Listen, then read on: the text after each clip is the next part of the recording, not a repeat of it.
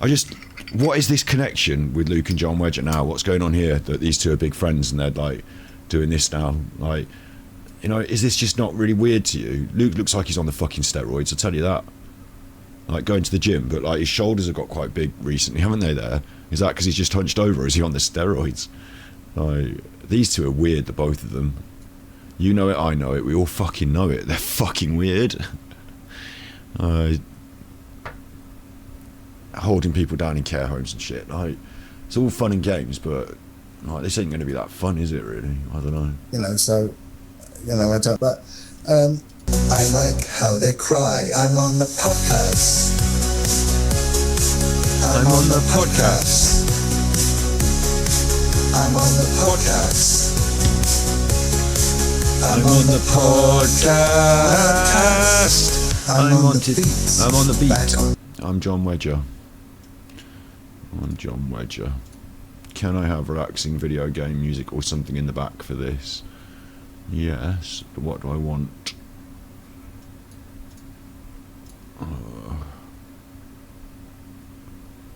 And I might also be tempted to go and get my bowl of food.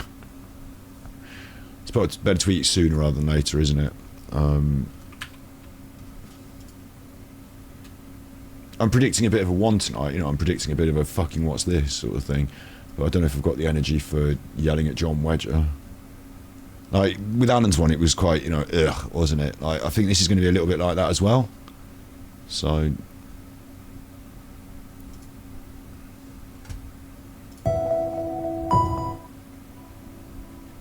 I suppose it is what it is, isn't it?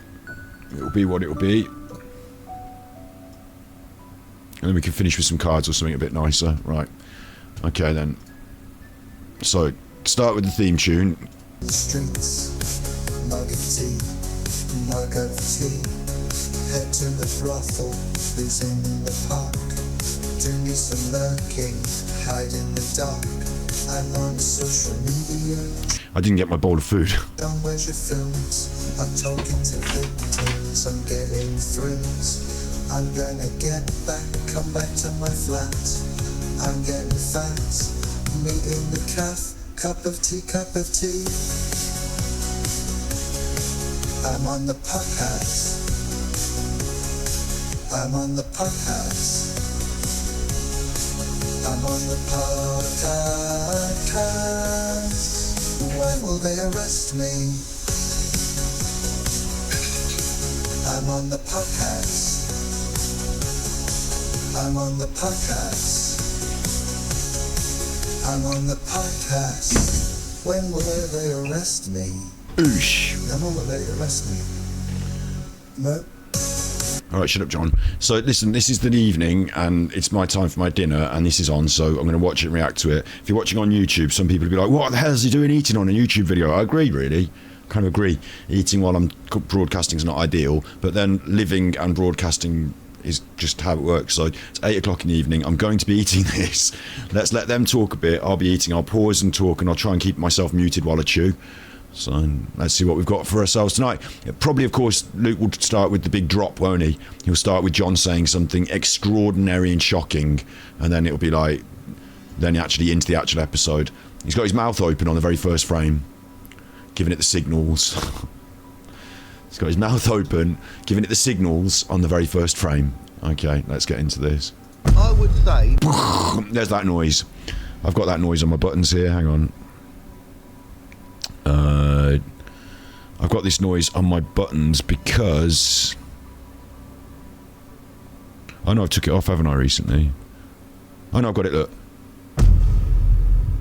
Dramatic effect.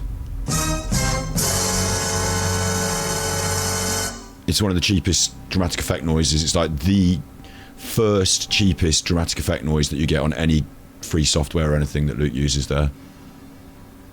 Like, it's funny to use it the way I use it, as like, you know, like in, you heard the two, like,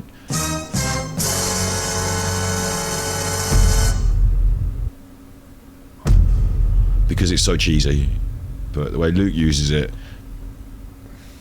so that's already just a criticism. That this is a borderline terrorist incident. He knew, in my opinion, that venue... Oh my God. They're trying to stir up the race war then, yeah? Because this is the opposite of the... It's a borderline terrorist incident now. Luke. John. This is going to be another disgrace. It's going to be an hour of them being a disgrace. It's funny, it's strangely edited to exactly 59 minutes as well. Be holding a dance class with young girls in it. I would say that all of the stabbings were caught on camera. Had he set up pillowcases in his room, for example, and worked out the best way to cut, to slice, was his... I'm sorry, but John thinks that because it's a children's dance class, it's definitely caught on camera. So make of that what you want. Did you film a lot of children's dance classes, John? Do you know all about how many children's dance classes are caught on camera?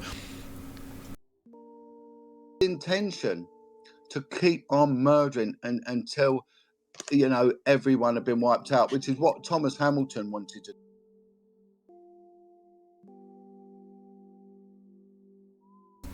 I'm sorry, I've got to eat, talk. Obviously I'm going to be incensed at the first most shocking bits. This cannot get monetized. I know from my own content that if we talk about these things, even if I react to it and say this is terrible what they're saying, it's the content, it can't get monetized. It's too shocking, it's about a tragedy, you can't monetize it, nor should you. Do you know what I mean? You'll see YouTube adverts on anything because YouTube put adverts on anything. But we don't get the money, we're not monetized for it, nor should we be. We shouldn't be fighting to make money off a tragedy. But clicks, views, you know, the tragedy, time to speak out, those channels that have done that, I'm sure everyone's got an opinion, but how important and valid are they? And are you looking for views and clicks on a tragedy? This is fucking horrific. What's interesting to me is the last time he did it with Madeleine McCann saying all these horrible things about her parents and her, he got loads of views for it, which is basically impossible on the YouTube algorithm if you're doing something that's going to get demonetized and not allowed to be pushed up onto the algorithm. So I don't know how they do it. Let's see how many views this one gets. It's been on recently and it's only had 500 views so far. So I'm expecting it to peak at 1,000, 2,000. Like if I dropped a video and after the first hour of it being released it had hit 500 views, I would expecting that to maybe, you know, you can maybe get another 500, but if this goes up to 20k or anything, you know, the view buying is well in operation here. Where's Luke been? He's been out in the sun. Has he been on holiday? So, did he stab just white children? Did he stab Asian girls? Did he... Yes, and can we not? Like, wasn't one of the girls Italian? Like, this is just... I don't want to get into the details of it too much, but sadly we're going to have to because of these sick bastards. Like, it doesn't... When he's talking like this, for some reason, it's not registering in John's mind to be, like, sad. And, like, there was another one recently did a stream and pretended to cry about, oh, I feel so upset. And no tears came out. She just stopped. She wasn't sad. It was just bollocks. This... On the other hand here, the flippancy of it without John realising the pain that it just, like the words, and Luke's just sort of sat there like, you know, sucking at it. Like, it's fucking disgusting. Stab black girls, from the photos we've seen, they tend to all be what we call IC1 or IC2. Merseyside police, in their total arrogance, have put up a statement and said people should not be making assumptions. Well, for F's sake, give us some information so the gaps get filled. Is it purely a murder team, a homicide team that are dealing with this, or is there in any way any intervention by a police terrorism unit? Thanks for coming on the channel on such short notice. No problem. It needs. We've got to deal with this immediately because it is a big issue. This. Thanks for coming on at such short notice. It needs to be done. Why? Because you're being told to by your boss. Is that why you need to do this? Are you being paid to do it, or it needs to be done? Is it your job? You fucking social media, fake influencer prick. Seedy, savage. The world of social media, I'm not paranoid. The world of the social media at the moment is flooded with people who pretend to be nice, normal people, who are actually got an agenda. They're fake to your face, they'll be your friend, they'll pretend this and that. Really, they've got an agenda, because either they owe someone money, or someone over them is their boss, or whatever. Maybe they're actually heavily into the politics. Maybe they like live around people who are all heavily into the politics and pretend that they're not. But come on, right? This is, but it needs to be done. Does it? Does what you're doing need to be done? Now, John, does it? Who for and why? All right, sounds like you've got a proper agenda there.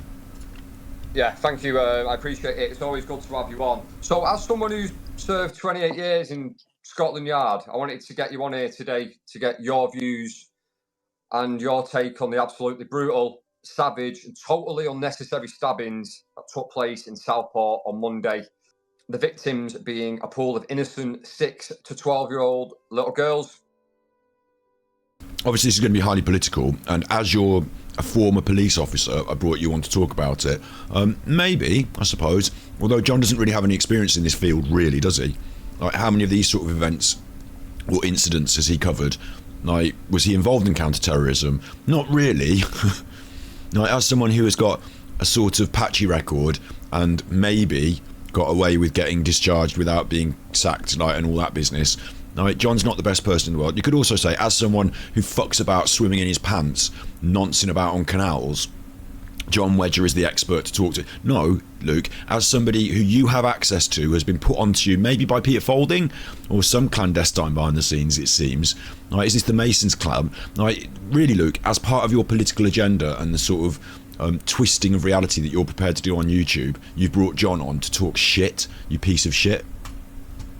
Absolutely barbaric. I've got some latest kind of bulletins from the news that I want to quickly read out so we're up to date. So 5 children and 2 adults remain in critical condition after the deadly stabbing in Southport on Monday.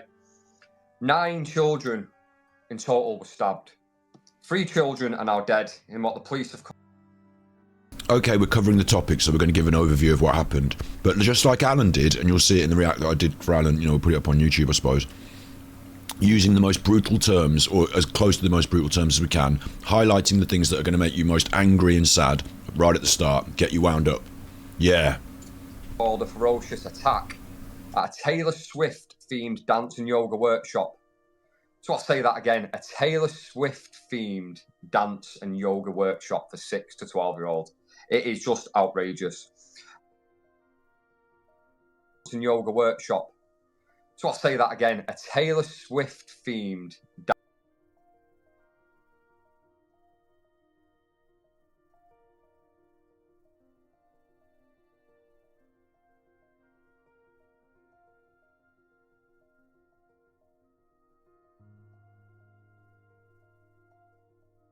Sorry. It looks to me like he's smiling when he's saying that. Just like Alan did the other day, it looks like he's smiling when he's saying that. And I think it's because they're getting a sort of sense of excitement. It's all happening. I'm right. Fuck the Muslims. Like, you know, they can. It's their chance. They can. It's their time, and they go. You know, there's a sense of excitement going on here, isn't there? A sense of glee. Something about the Taylor Swift kids dance thing has like inspired us. But I think it's not certainly not done what it's done to me, which is to absolutely, like, you know, sink me. I hate covering this shit in this way. Like, I'd rather just cover this really, or not cover it, basically, but, you know, talk about it in a very tactful way. But because I'm watching people talk about it in a very insensitive and not very tactful way, I find it very difficult. I'll just say that. But we're going to do it. You know, we're going to get through it. But this reminds me of Alan. Look, when Alan was smiling about the Stockport, where is it? South. Alan was smiling about it. Dance and yoga workshop. So I'll say that again. Just want to say that again. Taylor Swift themed. Just want to really drive that home. Did you get that? They were kids, you know. Dance and yoga workshop for 6 to 12-year-olds. So innocent, vile, the vile, outrageous, vile. Obviously, the person that did it, yes, it's very bad. But creating this sort of hyperbolic whipping up of hatred is also bad, I think. You know? Certainly not to defend the person that did it, am I? They're obviously off their nut. I think the one thing that is clear is that the mental health services in this country are not in any way supportive. Wasn't there a guy recently who shot a load of people with a crossbow? Wasn't there a guy that did that? Wasn't there another one that, like, isn't there there was a British guy recently, white, male, British, who murdered his girlfriend. Like, there's all sorts of people doing, like, pretty wacky things, and it's not anything really to do specifically with race. It's more to do with mental health, poverty, dysfunction in society, and, like, yeah, obviously I'm not going to do extensive overview of the reasons that crimes happen. There are bigger, more grown-up conversations to be had about this, but not with these people and not tonight. So, a 17-year-old male has been arrested on suspicion of murder. He arrived by taxi, refused to pay, which is superfluous now. Walked straight into the event where screams were heard. Police say he's originally from Cardiff and that he lived in the village of Banks near Southport. Police are saying that the incident is not being treated as terror-related and they are not looking for anyone else. Now, the first thing I want to say is an extension to the families here. I want to say how I'm so sorry to the families of all the children involved. Do you think they'll be watching your show? What do they think about you and the way you handle things, Luke? Because they're not going to be happy with you, the way you handle things. And that everyone is thinking about you all. There are no words to express how disgusting this is. This feels like a very, very, very... Your hero, Andrew Tate, posted a picture of a different person with a different name and said it was an immigrant that was straight off the boat and that's who did it, and stirred a load of racial hatred. And anyone who thinks anything that comes out of that man's mouth is in any way correct or reasonable is a proper idiot themselves, and that's you. Personal attack, I'm sure you'll agree. And the feeling is one of absolute sadness mixed with total anger. The first thing I want to ask you, John, and I don't expect you to have the answer to this question, but why? Total anger, he said. The feeling is he said about the family, and then he said sadness and anger. Now, I understand there will be some anger, but I don't know if the family themselves are feeling particularly angry, or maybe they might be grieving. So, like, anger could be a part of grief, but what's Luke saying there is that it's totally fine to feel sad, of course, and it's also fine to feel completely angry as well. That's normal, it's fine, everyone should do that. Handling your anger is very important. It's very important. If you're not able to do it, you haven't got your discipline, haven't you? You haven't got your discipline. Think you're so special and disciplined? Think you're so special? Oh, I'm so disciplined. Right, Sergeant Major, I'm so disciplined. But you can't handle your emotions. Being able to handle your anger is the difference between being a man and a bully. Some wild bully will smash things up because they're angry. Like, oh, I'm so eggy, I'm going to throw a tetch. I'm so eggy, I'm going to react badly. You know, that's what they want of me, isn't it, a bit? So eggy, I'm going to react badly. He's saying that it's like, you know, anger. And what happened in society? I'm sure those people in Southport, when they woke up, were really grateful for the gifts that were left by the community. All burned wheelie bins and smashed up bottles, and, you know, all those people that came in to leave beautiful tributes to those dead children, like a load of burned wheelie bins and burned out vans and smashed up stuff, and like that beautiful tribute to the community. Do you know what I mean? That anger serves nobody. Well, it does, actually, I say I'm wrong. It serves the right wing who want to mobilise those angry people. So, you're an idiot, Luke. Why did this happen? It happened because of people like Andrew Tate that you thought were good, leading people like you into a stupid dark hole because you're an idiot. As a Scotland Yard detective. When I say that, sorry, I don't mean that. Obviously, he was referring to the stabbings. And why did it happen? Neither of these are in a good position to answer that question, but sociologically we can prove that the poverty and the lack of public services for things like mental health is a massive contributing factor. I don't know how impoverished this guy was, so I can't say for that, but, you know, if you want to look at his psychology and decide what happened to him and why he decided to do that, that's a reasonable thing to do. Since you don't know anything about it and you're not going to be able to answer those questions, like, you're not going to be able to answer any of those questions tonight unless you're going to do a deeper dive on, like I said, the reasons people commit crimes. And, like, people like me and Steve can do that. People like these two can't. John Wedger used to go and grab people on the street. He doesn't know much about, like, criminology, does he? Possible motive here. Well, you're asking why. What's the possible motive? Well, Luke, it could be anything from complete psychotic to not liking Taylor Swift. So just make it up, I suppose. Have a guess. Why is one? And if you're going to be having a guess, why don't you have a guess at being a Muslim? Have a guess at that. If he's a Muslim, then it could be that, couldn't it? Let's point the finger at... Why don't we seed in the audience the idea that they should be having a guess, and then let's push and prod and move them towards... John, in your experience as a policeman, did you meet a lot of people with mental health disturbance going through some sort of trauma, having a really bad day? Like, you know, did you meet anyone who was maybe misguided and led down a bad path? Or was it that they're all Muslims, John, when you were arresting them? Questions. We've got to ask who, what, why, where, and how. Okay? I think it's called the 4 W's and an H.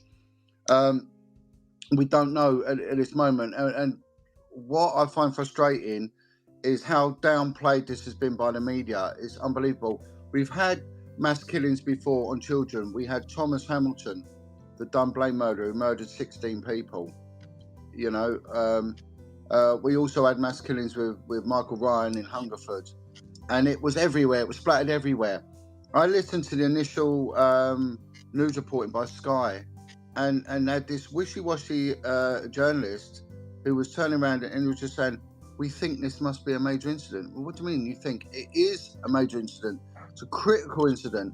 It's a national tragedy, right?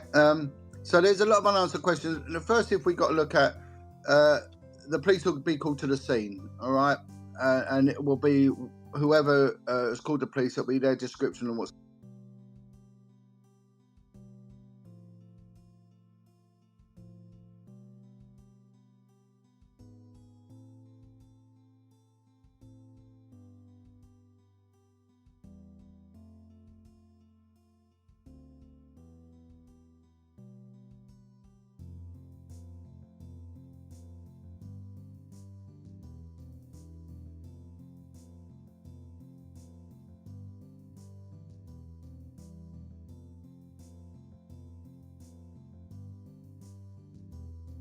God, I'm sorry, I was muted. Legally, as a child, he was 17. And I don't care if you think that legally, if you don't understand what being an adult is, and you don't understand, oh, because I'm 16, I can go and get shagged behind the Audi. It doesn't matter. Legally, 18 is an adult. Okay, and if you're thick, it doesn't make a difference. So they're not going to just throw him to the wolves, are they? They're not going to say, right, this is a particularly bad crime that's happened here, and we're pretty sure he's done it, so let's just forget it. Let's not even process him. Why don't we just throw him to the mob? Why don't we string him up above Tower Bridge? And they're not going to do it, are they? They're going to go through all the proper procedure, and that proper procedure is going to anger you because what? You should be happy about that. You're the police. You should think it's reasonable and just to follow the law, shouldn't you? Or don't you anymore? Going on, I would have said that there's a crazy guy stabbing children, right? They turned up. I don't know whether he was on scene or not. John doesn't know anything. Whether he'd made off, but he was arrested. What we need to know is that the Liverpool Merseyside police are dealing with this, and you said it's on suspicion of murder. So is it purely a murder team, a homicide team that are dealing with this? Or is there in any way any intervention by a police terrorism unit? Well, Okay, I think, John, if you wanted to cover that properly, you could have looked into that and seen that the police have already said they're not dealing with this as a terrorist incident. So I would say that the terrorist unit might have given it a sort of pass and said, this is not a terrorist incident. We have nothing to assume it is. No information coming from... Like, they would have said, hello, terrorist unit, given information about this. Someone's gone on a nutter what thing and done the stabbings. And they said, it's nothing, we haven't got any information. Okay, thanks, bye. Like, surely they would have covered that in-house, John, and that we don't necessarily need to know it because they've already told us. We don't know who this guy is. There's bits of information coming out that he's... Big up Star Race, he's 18 in less than a week. Well, it's lucky for him that he did the crimes before he was 18. There is a legal cut-off for being 18. That's the deal. Like, he's not an adult just because it's a week to his birthday. He's not an adult. Like, he might be a big, strong chuffer. You might get some 16-year-old who's a bit... Same principle. Should you have sex with someone who's underage by a week? Can I just go and have sex? Should we... Not me, them. Should they just go and have sex with someone who's just underage by about a week? Because they're nearly an adult. Come on. Like, it's just one rule for one and one the other. You have to just accept that the fact is, if you're underage, you're a minor. If you're overage, you're not. And yes, there's a cut-off. The birthday is what it is. The offspring of Rwandan refugees. I'm not saying that because of the week and the birthday, he suddenly becomes mature, or that the week before he was in some way infantile. I'm saying that in the eyes of the law, we have a system where children are prosecuted differently to adults, and that's good, and I don't want it to change. Not because he did this. I don't think that should change. I don't think we should suddenly start like just ripping up the rule book and just throwing children to the wolves because someone's done something really bad. When I was given evidence at the National Inquiry... The judge has made a decision to name him now, fair enough. The judge can make those decisions, and I'll cooperate with that, yeah. In the initial, kerfuffle, everyone's screaming about why haven't the police give us his name. Like, they're just a mob who want to enact mob justice. It really it infuriates me a little bit, these mob racists who do this. They're the strongest, meanest bullies who just tell me what I want because I want to know. And what would have happened if you told them? They'd have gone out and grabbed and done this and done that, and like they just want their own agenda. That's not how our legal system works. We have a legal system because to stop that, you know, like, and those people that are arguing in favour or thinking, oh, this should have been this and should have been that, they're the sort of people that will end up getting locked up because they can't understand our society and the way that we socially agree to behave. And they did, because they went out and rioted and threw things and smashed things and destroyed things and got locked up. So they're on the wrong side of things, and they're a minority. When they say obviously white people aren't the minority, but good people are the majority, and shits like this are in the minority. And you'll see them come out of the woodwork and be a bit more themselves at times like this. Wonderful good Luke, and he'll say it's all about protecting children. You should be angry because children are dead. I can be a nasty bully, or Luke therefore could be a nasty bully because of it. That's what he's going to. That's the setup here. So the child abuse cover up. And of course, in public, once it's happened, once the riot has happened, I'm sorry for that. No one should have gone and done a riot. I don't know how that happened after 2 days before doing a video saying, they fucking, you should side with the police because you don't know why they were fucking stamping on his head in the first place. They could have been stamping on his head for a very good reason. See, they were fucking bad people. Like, I didn't want it to go that far. Like Mean Girls shit again, where you pretend, and it wasn't me poking, it wasn't me provoking, it wasn't me doing it. I just, sorry, and literally like lay down all the gasoline, set all the light matches, and like, come on, like people are such dicks, aren't they? Like these people are trying to influence. That's what they're trying to do. Get on the internet so they can influence. That's the premise here. Eddie spotted it and nailed it. Influencers. Eddie, Vinyl Break, these two chuffers, you get new ones, you get other ones. They want to share their influence, and their influence is shit. The IICSA, I made a point that what we need to know, and what was being dismissed and covered up by social services and these various NGOs that look out for kids. They had a political agenda, and I said we need to know the ethnicity of the pimps. You've got a political agenda. And the ethnicity of the children, okay? And the ethnicity of the clients. It's important because we need to profile. And when we profile, we can prevent crime. You mean ethnically profile? Isn't that illegal?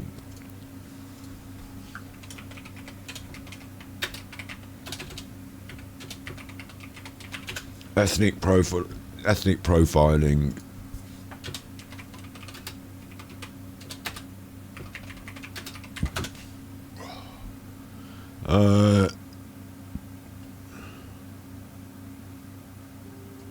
Racial profiling. Yeah, I don't think they're supposed to be doing that. That's America. I'm pretty sure that racial profiling isn't something they're supposed to be doing. Discriminatory ethnic profiling. Oh no. Urgent action needed to tackle this is UK. Racial disparities in policing. Home Affairs urgent requirement. Oh, okay, so you're advocating for racial profiling there, John. And then people intervene and say, but this is racial profiling. What does it matter if it protects the children? What does it matter? He actually knows. He actually knows. What does it matter if it protects the children? Well, if you allow it to protect the children, then you allow it in law, and it is used against us for all sorts of other reasons. So you're trying to leverage paedophilia so that you can be a racist. Like, if you're trying to do that, you've got every reason to go around creating nonce rings, because if creating nonce rings is what's going to get you the power to be a racist, why wouldn't you do it? You do anything for your own benefit. So it's not to protect the children. What you're more likely to be doing is to be letting or accepting or allowing or creating nonce rings so that you can use nonce rings to do racial profiling and change other laws. In the same way as these people that are doing this about this riot, yeah? Who's most likely to have been responsible? Let's say the kid was radicalised, the one that did the stabbing. Would it be Muslims? Because the response from the community was to try and burn down the mosque. So if I was a Muslim and I radicalised someone and then the response was that the community burned down the mosque, I'd think that's not a job well done. That's gone really wrong. I was hoping this would go differently. However, if you're all the right-wing nasty people and you can say, well, these poor children died so I can do what the fuck I want, then maybe you've got more reason to actually go around making bad things happen. Like they talk about false flag attempts and shit like that, don't they? Like, this is just like, you know, those ideas. I'm surprised by the people who believe in the conspiracies, that they're so fucking naive that they would think that Donald Trump is on their side and the right wing are on their side, and they don't understand that these conspiracies and ideas, there are layers to it, and they get you naive and confused so you don't see the truth. And the truth is that there's a bit of a conspiracy, but a criminal one, like a real one, by dickheads like this. How dare you go on the internet and advocate for racial profiling and use the death of these children so that you can pump your racist agenda? That's fucking disgraceful. To know the ethnicity of the suspects. We need to know the ethnicity of the victims. Why is it so important to get the ethnicity, though? Because then we can work out what exactly we are doing. Every bit of information is highly important. And then we can profile, we can work it out. Now, this is what I'm coming down to in respect to when they're searching this guy. His parents. Sorry, he asked you specifically. Luke does this to John sometimes. And Luke's thick as shit, or he just lets it happen because he's trying to pretend that he's holding him to account. But he asks him the difficult question. Or like, you know, he did it to John before, what's your source? And John said, well, I'm not going to tell you my source. And Luke went, all right then. Like, he's not answered your question there, Luke. You said, why do you need the information? He said, well, we need the information so we can do the racial profiling and get the information. Like, he didn't give you an answer. Or any address connected to him, right? Have they got any intervention or assistance from the counter-terrorism command? I would say yes, they have. Now he's moved it on to a different point. Make it a terrorist incident. Someone has to be doing something for a political, racial, or ideological motive. What, like you are now? Right. And is ideological is just a body of ideas that someone has. Now, searching this guy's house is highly important because you can get into his head. An ideology isn't just a body of ideas that someone has. Because the way they think about them, this is exactly right? They think about them like that, so they think that they can change your ideology, what's in your heart, by getting into your head. That's exactly what these people do. I've seen them, I can see others on the internet doing it. I'm not stupid, right? So, but some people seem to be quite naive to it. Luke's really stupid, so maybe he's naive to it. But the truth is here, your ideology should come from deep within your heart. It is a collection of ideas that informs your behaviour. I'm a vegan, that's part of my ideology, yeah? And then being vegan means that I won't eat meat. Not eating meat doesn't make me a vegan. The ideas that inform my ideology are what creates my behaviour. So my ideas shape my behaviour, and that's my ideology. And so I'm a vegan at heart. The choosing what I eat it's more important than just that, isn't it? Being a vegan is also about not wearing leather shoes. It's also about all sorts of things. So you can't say you can easily define veganism because of certain behaviours. Actually, it's the ideology. Vegan is an ideology. It's not a diet. That's one thing that really annoys me as well. Vegan is not just about what you eat. It's not a diet, it's an ideology. And you can't change my ideology just by getting in my head, because I have my ideas deep in my heart. But some people who are not quite, maybe it's the nature of today, the way people grow up without the strong grounding, in different ways. Maybe the internet and all sorts of different ideas get in their head. Maybe it's true. But if they're going to get in your head and change John Wedger just said it. Your ideology, what makes up your belief system and how you believe and act in the world, is just ideas. So if we can get into people's heads and change their ideas, maybe we can affect how they behave. And that in itself is like the driving ideology of the elite ruling class, the Satanists, the bourgeoisie, the Masons, whomever you want to call them. Like, shit people. This is a real shambolic, couple of shits here. Luke's a nasty piece of work doing this. He's a nastier piece of work. John Wedger. They're just really horrible people. Right? You can get into his mind. Why? Who is this guy? We don't really know. Listen, you're going to have a very slim chance of getting into his mind, because he's a criminal who's committed a major criminal act, and he's going to be put on trial and probably go to prison for the rest of his life. So, you're not, unless you go and work at Broadmoor as a forensic psychologist and spend weeks and months talking to him, you're unlikely to have any chance of getting anywhere near into his mind. That's why me and Steve have such fun, interesting conversations. It's because we're actually smart people thinking about smart things. You're a dumb person saying dumb things. You're going to get into his mind. How are you going to do that? Prove he's a Mason. Sorry, not a Mason. Prove he's a race. Prove he's one of them Muslims. Yeah, get into his mind. He probably hates all the whites. He's a Muslims. You want to get into other people's minds who are watching this and try and make them feel hatred against other people. Not just that guy who did that, but other people as well. That's what you want to do. Is he 17? It's convenient for for political groups and for the Home Secretary for him to be 17 because they can withhold his name. That's not just convenient, that's inconvenient in ways as well. But it's just the fucking law. Nobody, like, what are you saying? If he's 18, you know, that won't happen. And look at Luke smiling about it. He loves it. Proves it, yeah. Well, I'm right, aren't I? I'm right, proved it. I'm right, aren't I? Yeah, they're trying to fucking, yeah. Like,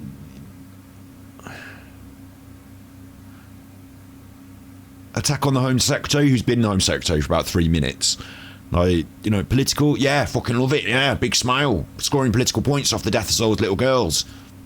Right, if he's 18, you know, that won't happen. He's now legally an adult, and his name can be put out there. How do they know he's 17? How do they know, right? So he must have had... And both of them have got a track record of working closely with vulnerable minors. Haven't they? Some ID on him and everything else, and now they know where he lived. There's going to be neighbours that know this guy. There's going to be people that went to school with him. Yeah. And everything else, right?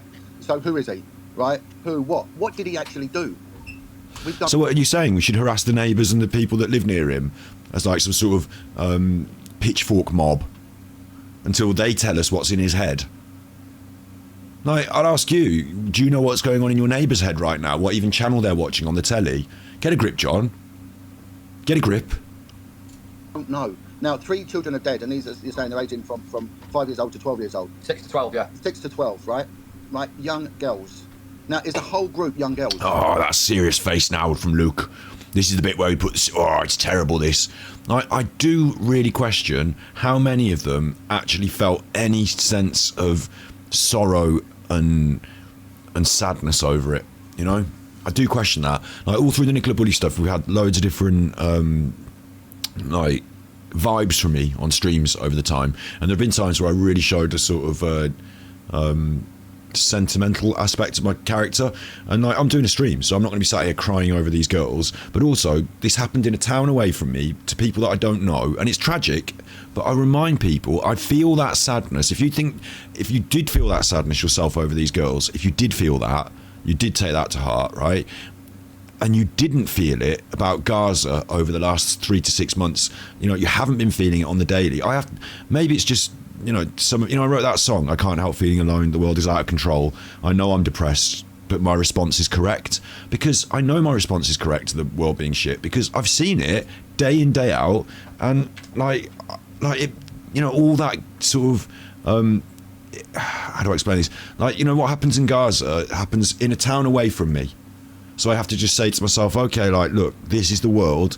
I have to live my part in the world, but I can't literally spend like 12 hours a day feeling sad about the children in Gaza. Although when I talk about it now, I feel sad for the Uyghurs in China. I feel sad for the people of Burma. I feel sad for the North Indians that got flooded that other year. Like, you know, there's so many things I feel sad for. But in the same way, I can't allow this to become like, I say I can't allow. Sometimes you should go on the street and march, protest for Gaza, shouldn't you? Like, it's a funny balance, isn't it, though? So I hope that people understand that this same stirring up of feeling is not being equally passed around for every child, and it's not being equally passed around for every victim, and it's only certain victims that get this treatment, isn't it? And we discussed that in the Nicola Bully case as well a little bit. Why was Nicola Bully the most interesting missing person, and why wasn't it this other person who might have been a different skin colour? But here, like, it's so obvious that we've got poster children now for a political reason, when actually yesterday and the day before children were dying. Like, there have been tragedies, there have been horrible things going on in our country by people of all different colours for the last 6 months, and in all other countries, and for some reason it hasn't affected Luke at all, ever. But this one, maybe it's because it's a bit closer to home for him, but this one, you know, this is beyond this is absolutely, like, we've gone from 0 to 100 in the scale of how fucking upset and sad and offended and distraught we are. And it's not your kids, and you don't know them, and in the same way as all these murder cases that we cover, like, there is sentiment for the tragedy and the loss. Obviously I do feel that, and I do think it's sad, and sometimes I might even shed a little tear, you know, in my quiet times, but the truth of it is that we just get on with our lives, don't we? Because the world is full of this stuff, and we've learned to sort of tone it down in our psyche. Maybe this one, because it's local or perceived as being more, you know, maybe it's about perceptions again. But I find it a disingenuous double standard for people to go on and on. It's like the true crime channels who were going on about Seb, whatever his name was, you know, can't remember his name now, can you? Because, like, you know, it's a while ago and we haven't talked about it for ages, because that was last week's case. You know, it's like all the people who are, like, you know, massive on Jay Slater, he gets found and they're just like, right, R.I.P., you know, rest in heaven, right, next case. Like, people don't really give a fuck. And, like, they pretend to, for sympathy and for votes on the internet, and to pretend to each other that they're good people in society. But the truth is that the ones who, like, do the most of this sort of outrage, pearl clutching and outrage, like, we all feel sad for the tragedy. We all sort of, as a nation, step back and went, oh my fucking God. Like, I remember when the 7/7 bombings happened, I was at work, and, like, at first it was like, no.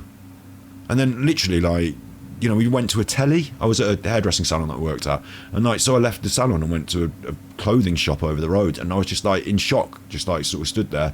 There was, like, this silent moment, wasn't there? I think we all felt that recently over this. And then after that, there's the sort of, like, gut-wrenching sadness, like an, oh my God, like, you know, those poor people, like feeling for them. Like, not for me, I feel sad because I've got a child and I'm British, and I, like, but for them, like, that's their whole life just torn apart there. Like, nothing's ever going to be the same again, and they're going to live, the ones that live with this are going to feel like they've died with the children. Like, it's going to be absolutely, like, you know, you feel all that, you run through all that in your head, so you've got all that, but later on that night, you don't go to bed ripped by grief like those parents, do you? You know, you have to sort of say, right, well, I've got to walk the dog, I've got to cook the dinner, I'm going to do my show, and, like, you know, this, like, I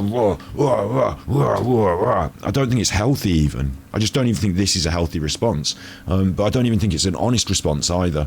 And I know he's just putting the concerned face because he mentioned the kids, you know, but it's acting a real acty face. I can't tell you what's in Luke's head, just like I can't tell you what's in other people's heads, but I just feel it looks overacted to me, and it looks like performative, like, and they all do it, don't they? They all do it. You know. Yeah, 6 to 12, right? I don't know what you're talking about beheading babies, but oh, you talk about, sorry, Gaza. Yeah, you know, sorry, I don't know. I was going to say I don't know what you're talking about there. It's like a bit rare for chat, that.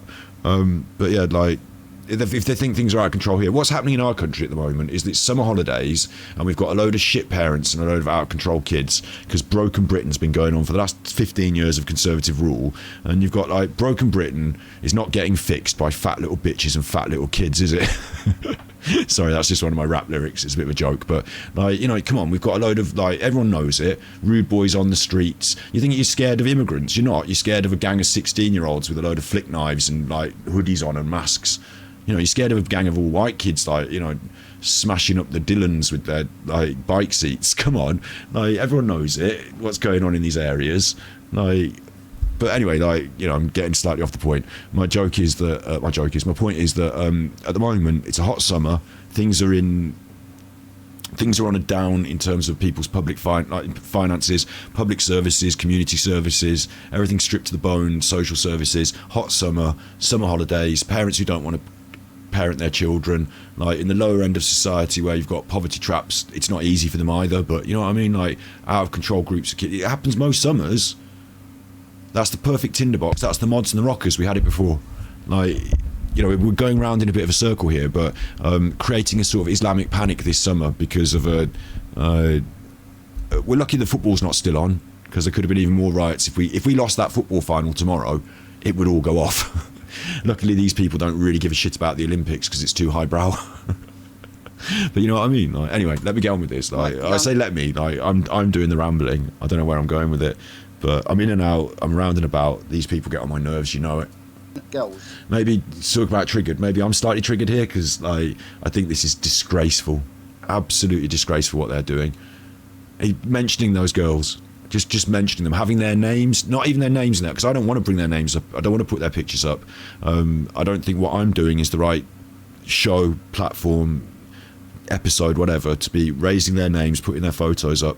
I don't even go in for that sort of 1 like equals 1 prayer, angel wings, get off to heaven business. Like, you know, I think I take it really much more seriously and with a lot less. I don't want to be tacky about children's death.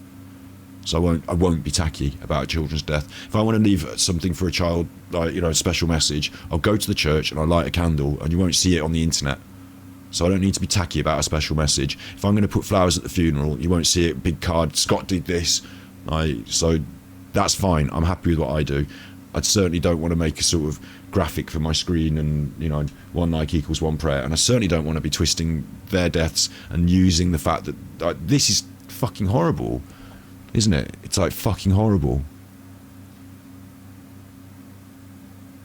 Yeah, and also in chat now, like, yeah, Gaza, Palestine, all that, like, I referenced it, and obviously over the last few months I've had to sort of deal with it mentally like everyone else has, not physically like the people there, but if we just probably stop saying the worst things that have happened during Gaza in my chat now, because like I knew this was going to be a nightmare. We've got to push through it. We're only at 8 minutes. Now, is the whole group young girls, right? Are they of a certain demographic of our society? Was he indiscriminate on who he stabbed? Did he stab just white children? Did he stab Asian girls? Did he stab black girls? From the photos we've seen, they tend to all be what we call IC1 or IC2, European or Southern European. I think one girl, she might be Portuguese or that descendants and that, right? Is this a hatred against young girls? Is this a hatred against young girls that are white? We don't know. Right, this annoys me as well, because I know that in today's day and age we have hate crime, okay? I accept that it is part of our law. However, I don't think it should be part of our law, because hate crime is an extra level of crime where you're worse because of the things you think. And that's policing your thoughts. So that means if someone runs up to me in the street and stabs, or I don't want to talk about the kids, you know, if someone runs up and stabs Luke, and they do it because they just stabbed him, that's bad. But if they run up and stabbed him because they hate his sexuality, then that's double the crime. It's worse. It's not. It's the same crime. He got done stabbed. They did it because they didn't like him enough to stab him. Like, whatever reason they didn't like him enough to stab him, that's a good reason enough. Now, I suppose there is a difference in our law, isn't there, between murder and first degree, second degree, and therefore intent is important, manslaughter and all that. But this level of like, we have to decide what someone's thinking so we can punish them further for a crime, to me is a bit bizarre, because I think if you're prepared to be motivated to go out and do something against somebody, whether it be an assault or anything else, like if you do it because they're gay, does that make it worse of a crime, or is it the fact that you fucking did it that's a crime in the first place? I don't like the connotation that it implies that we're going to be thought policing people, but at the same time I understand it's part of our society, and again it's a big conversation that maybe I should get to have with Steve. Maybe there's some conversations that will come out of this that me and Steve could have. Maybe I should try and get him on the show now. Well, he's just done that being said, so he's not going to be up for this, but no, we need to know everything. When you do wonder if it was an insult. Well, there's loads of different stereotypes of people that do things like this, but the one thing they have in common is that they're fucking mentally flawed enough to do it. Like, when I say flawed, I mean they could be going through a psychotic breakdown, they could be having some sort of episode, and I would suggest that that is in the main in our country down to the pressures of growing up in a difficult position, whether it be poverty, you know, bullying. Some people say it might have been drugs. Like, you know, there's all sorts of triggers and reasons. If you look at the statistics for, let's Google it up, causes of psychosis in young men, UK. Physical illness or injury, abuse or trauma, recreational drugs, prescribed medication. These are all potential, and like, this isn't just me making it up, this is actually looking into it from a professional source. You know, this is what we should be doing instead of what John Wedger's doing, because if he's going to be doing this, you would think psychosis is probably one of the top, wouldn't you? Or something nearing it. You think it's someone in their right mind that's just thought, right, I'm gonna have them frosties, then I'm gonna go out and do a stabbing, and then I might just go to school after that. So like, but there are a lot of reasons there that are like physical: hunger, lack of sleep, bereavement, spiritual experiences, genetic inheritance. Like, it could be bereavement, like someone could have, like, could have been the end of his relationship caused him to go a bit nuts, or, you know, there's all sorts of ideas that could be thrown in the can, but at the moment we don't have any of them, and you should just wait to find out, really, shouldn't you? investigate, it's about information that goes towards an issue or away from an issue, towards a person or away from a person. We need to get inside this guy's mind. Right, so what they should do is they should interview him. The police should interview him. And then if they're having trouble, they should then interview him with a forensic psychologist or a criminologist. And those people will be able to have a better chance at getting into his mind than a mob of baying pitchfork nutters. In his home, his computer, his laptop. You worked on psych wards, they don't do all murder. Yeah, you're right. Psychosis is not a you get psychosis, you do a murder thing. You're right, I shouldn't put it that way. You're right. It's just, you know, I mean, like... extreme mental health circumstance is actually, yeah, maybe I'm wrong on that. You know, I don't have the numbers on that. Maybe I'm wrong. Maybe extreme mental health circumstance is not a theme in these crimes. But my guess, I just feel like, you know, if you're on down a road, so to speak, but yeah, I shouldn't have said that in a way, should I, Rach? You're right. Maybe I should be more careful of that. Google how many murderers are mentally unwell. I mean, not all mentally unwell people are murderers. I would certainly say that. Homicide in relation to mental illness, stigma versus reality. Like this, that could be an episode for us as well. You know, like some people watch what I do here and steal it for their shows anyway.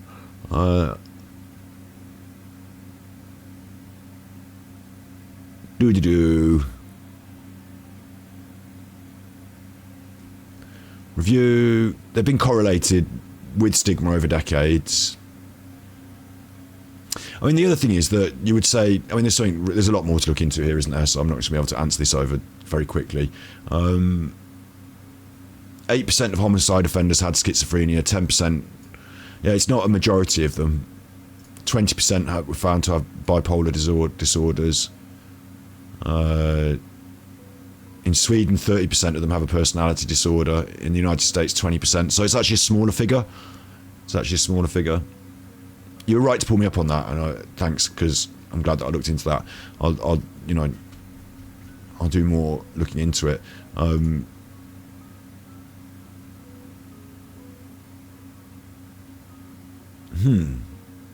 Yeah, okay. Yeah, I'll do more looking into it. It hasn't like rocked my worldview that living in poverty, having social pressures, all these things lead to more chance of you falling off the tracks and becoming violently unwell. Yeah, that's not that. When I say violent, I don't just mean mentally. I mean enough to do something like this, angry enough or whatever. But you see, because basically what it comes down to for me is that everyone's trying to say it's some sort of ideology. Like John certainly is trying to say that he might have been indoctrinated to, in his right mind, wake up and go out and do what he thought was right and go and do these things. And I'm saying that I think these cases are possibly more likely when people are out of their right mind, when they're particularly volatile, angry, upset, those sort of things. And so that might be an assumption of mine that might not be correct. Yeah. Mobile phone. What is he looking like? Has this guy been radicalised?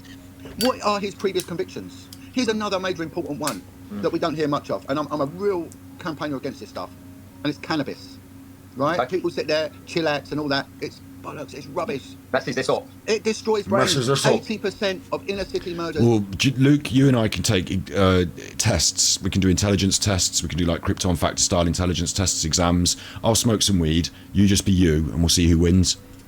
Are done by young kids with cannabis psychosis. Let that sink in. Wow. 80% murders are drugs. It's rubbish. Messes this up. It destroys brains. 80% of inner city murders are done by young kids with cannabis psychosis. 80% of inner city murders are done by young kids with cannabis psychosis. But didn't we just look at the figures and it didn't bear that out? Is he right? 80% of inner city murders are committed by young kids with cannabis psychosis. I mean, this can't be right, can it?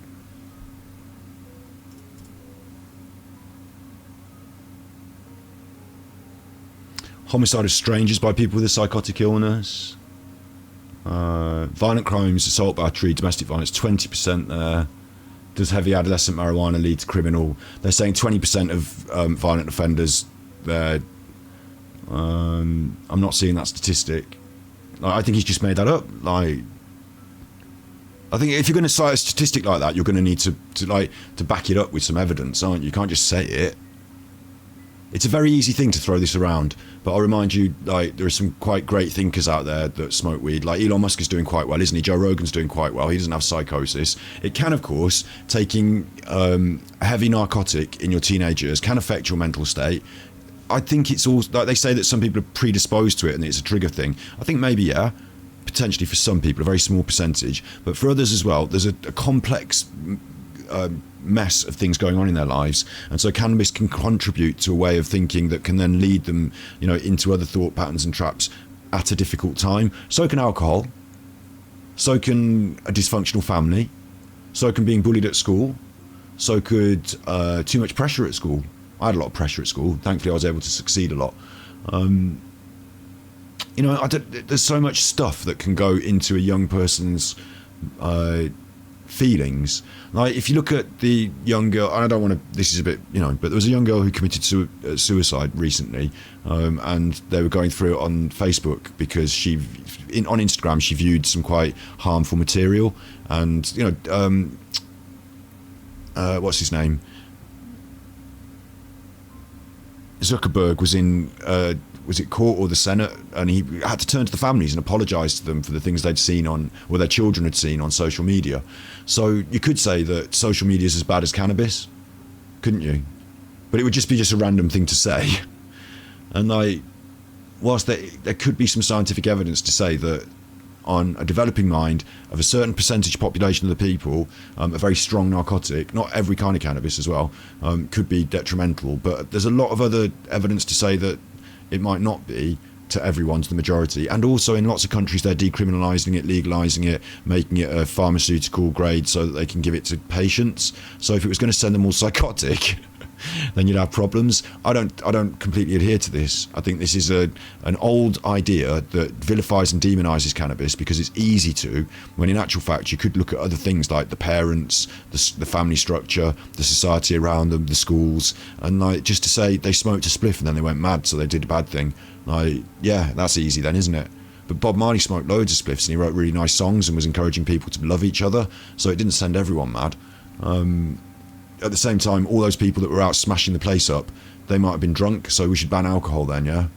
Certainly, like, you know, alcohol causes more deaths, it causes road deaths, it causes domestic violence, well, not causes, but is a factor in domestic violence, road deaths, you can drink yourself to death, people are violent crimes, alcoholism leads to thefts, like, you know, there's so much, like, you could just throw that in there, but you both quite like a drink, don't you? I certainly know that John does, from what he's done on his content. Let that sink in. Wow. 80%. 40% of UK murders are done with a knife. And Did you say 40% of UK murders are done with a knife? 40, I mean, how many UK murders are committed with a knife? It's just small figures because in the UK we have about one murder a day. There's about 300 or 400, I think. 40% of homicides, yeah. Knives or sharp objects. So he's right with that one. I just think it's worth fact-checking him because he seems to just be throwing facts out there without giving us any verifiable way to check it. most of them knives are kitchen knives from a house. What knife did he use? Did he use his mother's kitchen knife? Did he procure a knife for this purpose? Was this premeditated? Yeah, again, John, aren't these all things that the police are going to be doing in their investigation? Which will indicate whether it is murder. Murder. Like, this is all the stuff they're going to put forward in the court as part of the prosecution. Right, what we've got to look at, some of these little kiddies have died very soon after the event. Maybe one died at the scene. So I'm a bit confused about what John's asking for here, because I'm assuming he would understand that they will be doing this. You know, the police are not just going to be sitting around saying, right, well, we've got him, we've got the knife, everyone's really sad. Obviously, we've had to go out and spend all of our evening policing this major incident on the streets. But now that that's done, is that everything? Is there anything we're forgetting to do? I mean, obviously, they're going to just do the proper investigation, aren't they? And it's going to be a really serious, really important one. And it'll take some time to get everything right because it's really serious and important. So, are you coming on the internet to try and call for the police to do their job, which they're already going to be doing? Or are you coming on the internet to call for this to be done publicly? Or for the public to get some sort of like greater transparency? Because when you were the police, I'm sure you wouldn't have wanted the public to just be sitting over your shoulder watching the protests, and nor should we. They should do it privately and take it to court. Right, but murder will go on to 3 years after the event if someone dies as a result of their injuries. It used to be a rule called a year and a day. Within a year and a day, if someone dies of their injuries, it is still murder. So we don't know how many he's murdered. In 3 years' time, if we still got the same amount That's a good point. For the first time. of children, then it will be grievous bodily harm for the others, attempted murder for them. right? Was his intention to keep on murdering until, everyone had been wiped out, which is what Thomas Hamilton wanted to do. Thomas Hamilton, when he burst into that school, he wanted to go in on the assembly and shoot every child in the face. And his intention was that no one would ever recognise them. Right? Very graphic and gruesome. Thanks for bringing that up. He approached a young kid who was late for school, and he asked this kid about the time, because Hamilton knew when the kids go in at 9, assembly starts at 9:10. So they have a muster time in their forms, go to the hall, settle down, 10 past, and that was his target. This kid lied, didn't want to get in trouble, and then as a result, the timeline was missed, and he had to then go from classroom to classroom and didn't get his opportune amount of body count.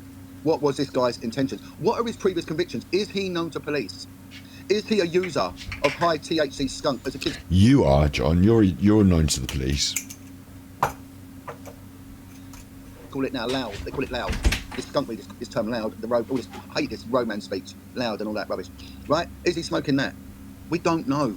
He hates the roadman speech. He hates all that. I mean, I'm not partial to a load of Jamaican patois spoken through the mouths of young British white kids who. But it is what it is, isn't it? The street kids. Come on, are you in or out? Because I'm trying to use my brain. In it, man. Wicked in it. Loud in it, man. Like, yo, they all think they're fucking bad man, innit? Like, we all talk like we're bad man now. Everyone talks like a bad man now, and they all do. Like, I was brought up in a similar area to most of them, and like half the people around my way talk like they're bad men. I used to have a Saturday girl at the salon, and she used to talk like fucking Sean Paul, like, dirty, Madame de Sean Paul, dirty them. And I'm like, why are you speaking Jamaican patois? And like, she's like, what? Patois? The way I talk, like deliberately with a bit of standard received, little bit of posh, just make it funny.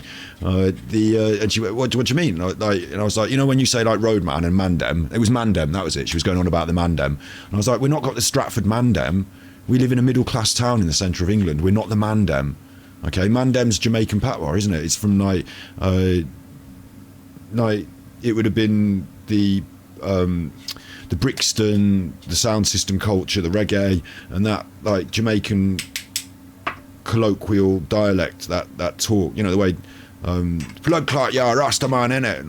All that. And because the Yardie gangs, that's it, the Yardies, because the Yardie gangs were quite big in the old marijuana sales, and because there's a lot of bigging up of Jamaican culture in the old smoking of the weed in the music industry, it filters through to all the cool kids on the street who were selling a bit of weed, like, and doing a bit of rap, and like, copying their peers higher up the, their role models in society and also in the music industry.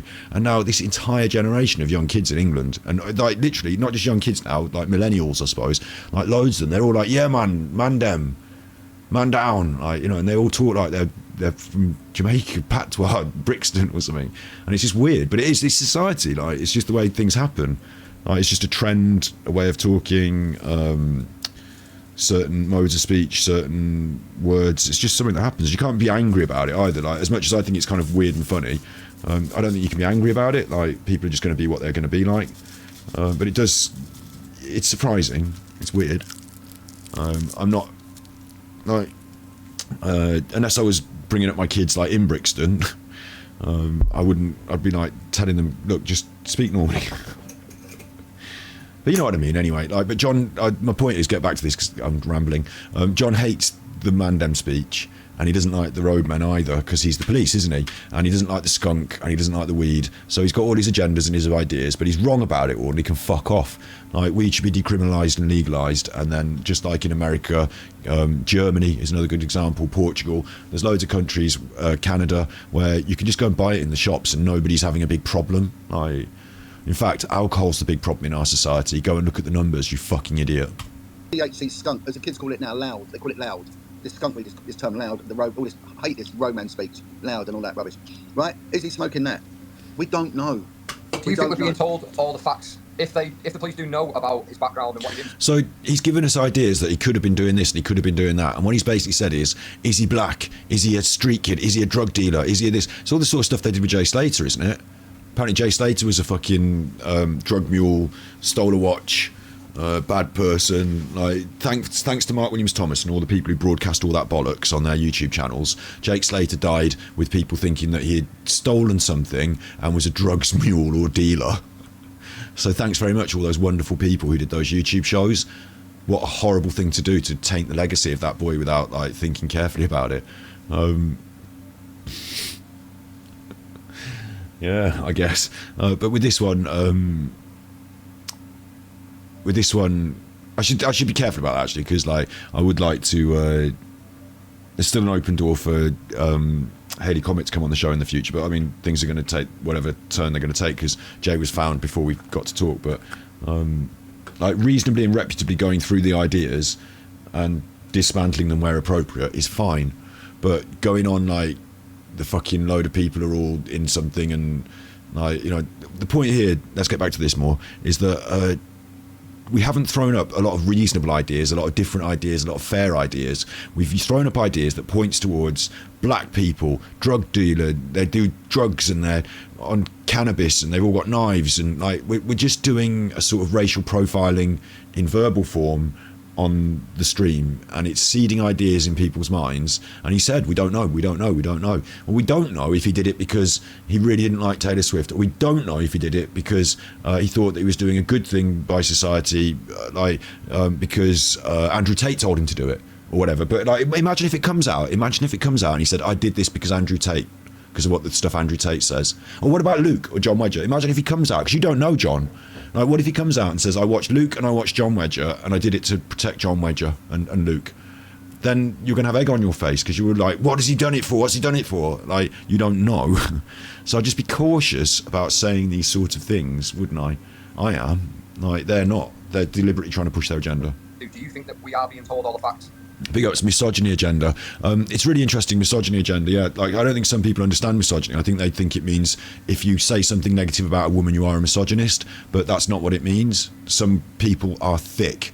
Yeah, and yeah, I'm completely against the patriarchy, and I speak out against it all the time. And I'm not bought into it so that I show myself to be like a tired misogynist myself in my work. For example, I wouldn't support Donald Trump. I wouldn't think Eddie's good. You know, that angry Eddie, that huge misogynist. I wouldn't have him part of my inner circle. I wouldn't text Luke back and forth. They're all misogynists. So if you accept misogyny and you allow it and you give it a free pass in your life, then you have to accept misogyny because you allow it and you give it a free pass in your life. Maybe you enjoy it. Like, I don't accept misogyny in any form. We're not. This will only come out in disclosure. The police now need to interview this guy. Is he mentally ill? Is he known to a CAMS team, a mental health welfare team? Is he known to them? Did he attend a special school? Has he got previous convictions? Is he known to the counter-terrorism thing? I would say that this is a borderline terrorist incident. So the police are saying that this is not terror-related. Now, I've got the definition of terrorism here from Wikipedia. Right, because you're not the police, and after everything we said, obviously, it's just a really rash thing to say. Again, I would say it's this. Well, you just did, didn't you? But you've got no ground to say that, and you're wrong, probably. I quote, there are various different definitions of terrorism. But also, it can't be all of these things, can it? Or is it? Can it be all of these things? He's a terrorist because he doesn't like children, because he doesn't like Taylor Swift, because he doesn't like white people, because he's smoking skunk, because he's doing this. Now, you can't be a big Islam and be smoking skunk as well. You can't be like big on the... I mean, I smoke weed and think of myself as virtuous in terms of pseudo-Abrahamic or neo-Abrahamic, like Sufi morality, yeah? But I don't think in the reading of the Quran that's relatively strict, where you're going to go around... Like, if you're going to see it as that strict that you're going to go around stabbing people, right, which I don't think anyone really does apart from nutters, then you probably wouldn't be smoking the cannabis, would you? Because that would be against it as well. So, like... You can't have your cake and eat it in this case. But again, they will. Now he was a bad this thing, he was a bad that thing. Now he's a terrorist, and we're going to really get into the terrorist thing, like with glee and surprise. We're not giving the girls the credit or the grace that they deserve, because we're using this for this purpose. We've mentioned them at the start. Yeah, sad for them girls, feel sad for the family. Right, let's get into it, lads. Like, this is pathetic. It's really sad. It's tragic. The events that have happened are tragic, but this that's happening by these people is even worse. These are sick people. About it. Different definitions of terrorism emphasise its randomness, its aim to instill fear, and its broader impact beyond its immediate victims. Now, that sounds like a textbop definition of what this guy's just done. Well, is this terrorism?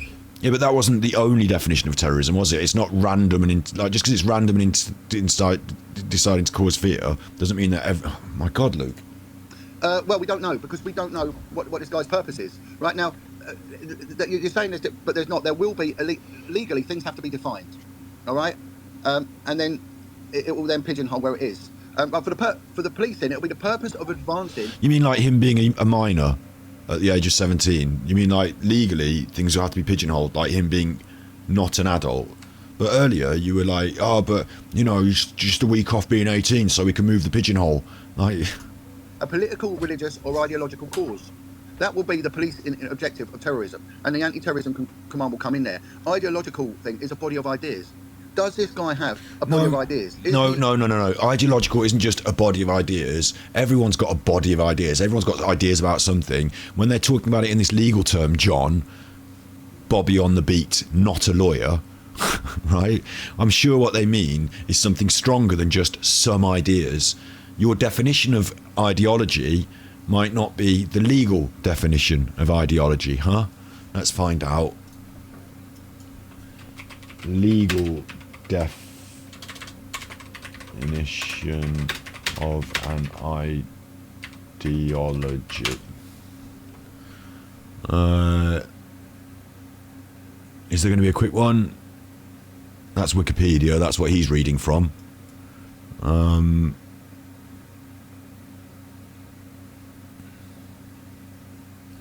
I don't know. Again, this is a deeper, more interesting question, but I believe that, like, talking about extremist ideologies and things like that, it's not just I had a few ideas. It's going to be something more congealed than just random ideas, isn't it?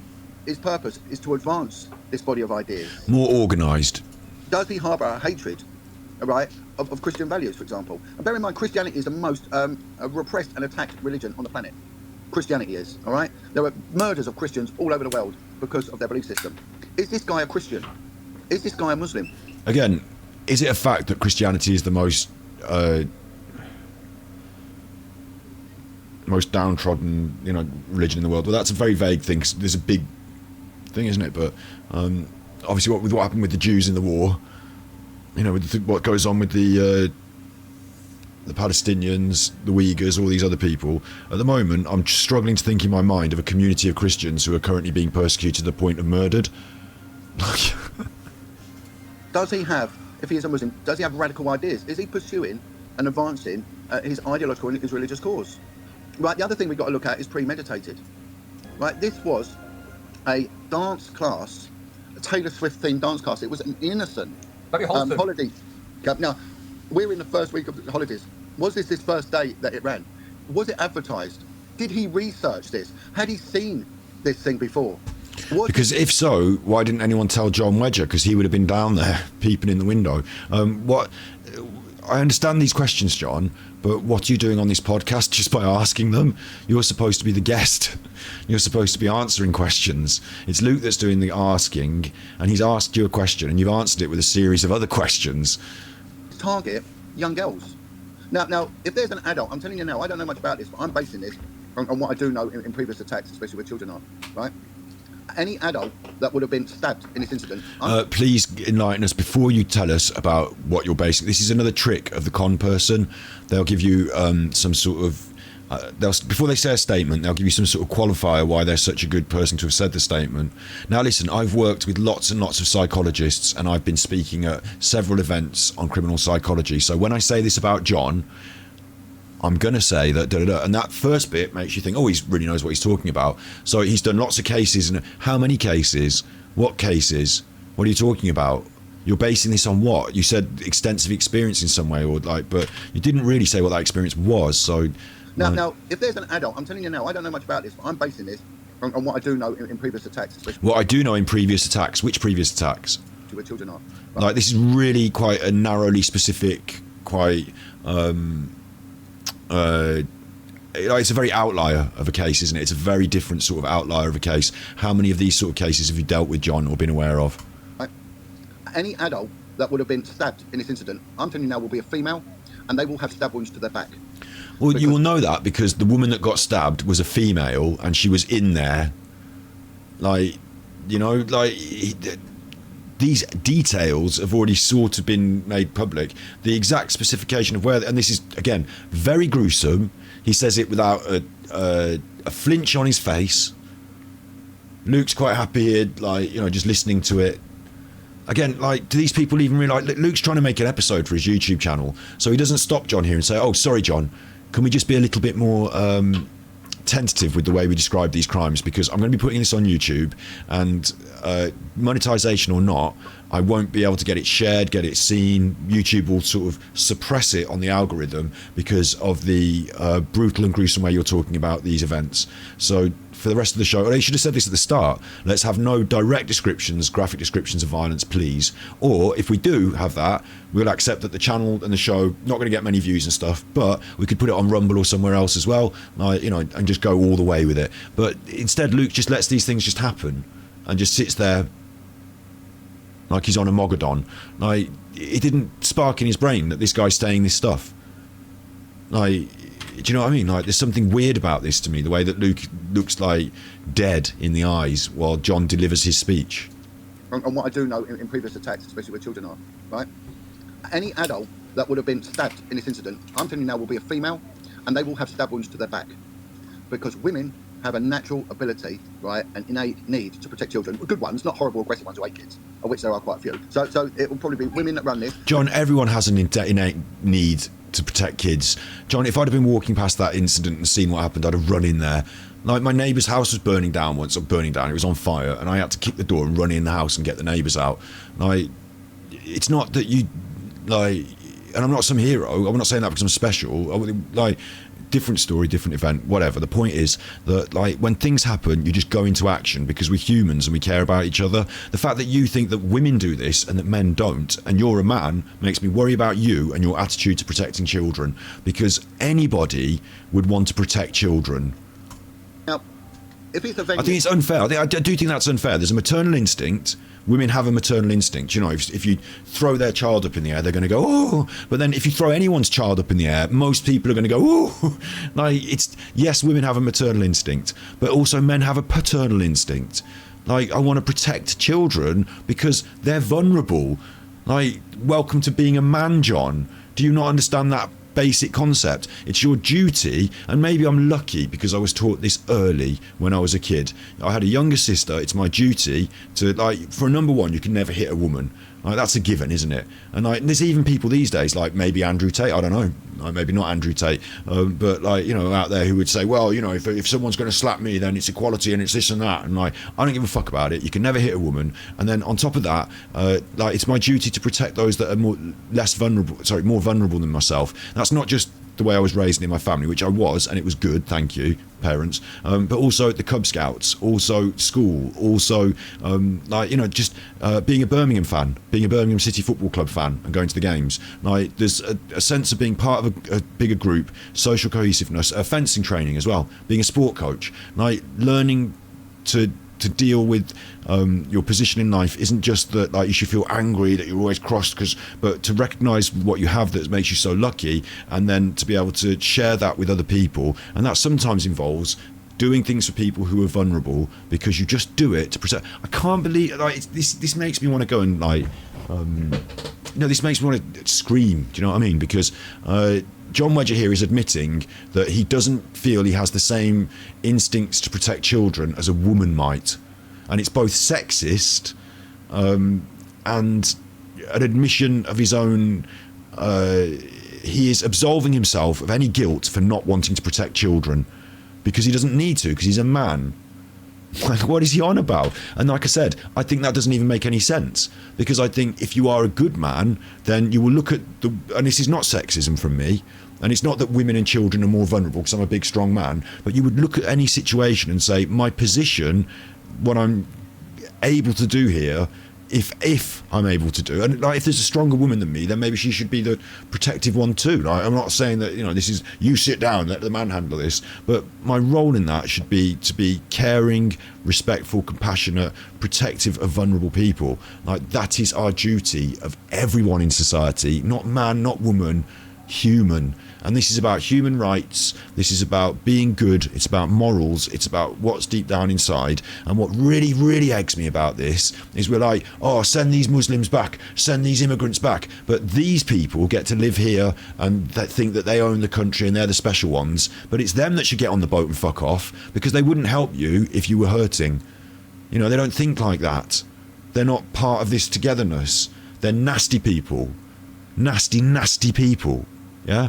So this politics isn't just about, oh, well, we've all got different politics. Some people are right-wing, some people are left-wing. It's based on the fact that left-wing people want to share and be kind, and right-wing people are nasty, selfish arseholes. That's the politics. So you are arseholes.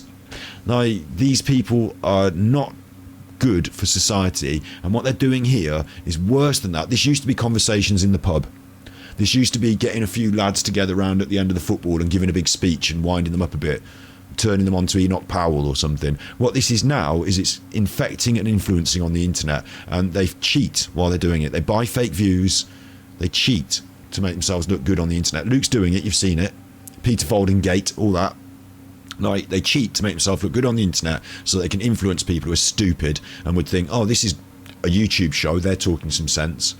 You know, like spread it in the Weatherspoons next. And there's a lot of people out there, I swear, there's a lot of people out there who would more agree with John Wedger than they would with me, because of this sort of stuff backing it up.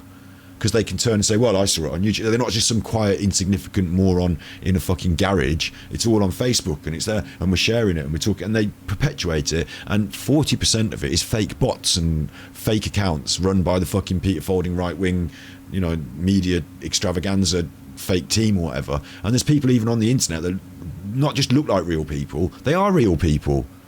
You know, they really do have personalities and faces, and like being Luke, who are prepared to do this shit. Like, they don't have to just be fake accounts, they can be real people, but they're fake people with an agenda, if you know what I mean. Yeah, like, they're not just doing it for the same reasons as normal people would, making entertainment, making friends, whatever. They've got other agendas. And you'll never ever truly know, because if they ever told you what, you know, if they ever had a paymaster or something like that, or who it was giving them their ideas or pushing them in their direction, if they ever exposed that person, that would be the end of them, wouldn't it? So they're never going to do that. But these are sick people, and you can't trust them. Like, they're not speaking to you from the heart, from the real. Like, Luke is not being real with people. He's not being an honest person. And he put on his thing, didn't he, initially, an honest videographer or something, like, or an honest videos. He put the word honest in it. Like, he's a dirty snake, a snaky snake. And same with John Wedger. Because women have a natural ability. Big ups. It was all about the class divide when Wedger was working with Bill Maloney, was it? Right, an innate need to protect children. Good ones, not horrible, aggressive ones who hate kids. So yeah, women have this innate need to protect people, but men don't. So what were you doing working as a police? What was your innate strength in the police? Were you there to protect people? Because that's one of the main things that the police do, to protect and serve. Maybe we should only have women police officers, John. I'm telling you now, will be a female.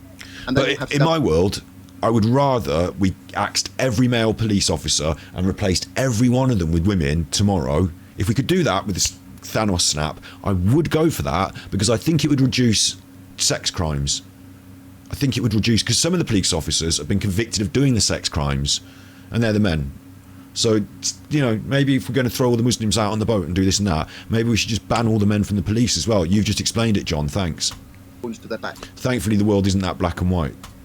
Because women have a natural ability, right, an innate need to protect children. Good ones, not horrible, aggressive ones who hate kids, of which there are quite a few. So it will probably be... Actually, maybe not thankfully that it's not that black and white, because maybe it would fix a lot of problems if it was black and white, but you know what I mean.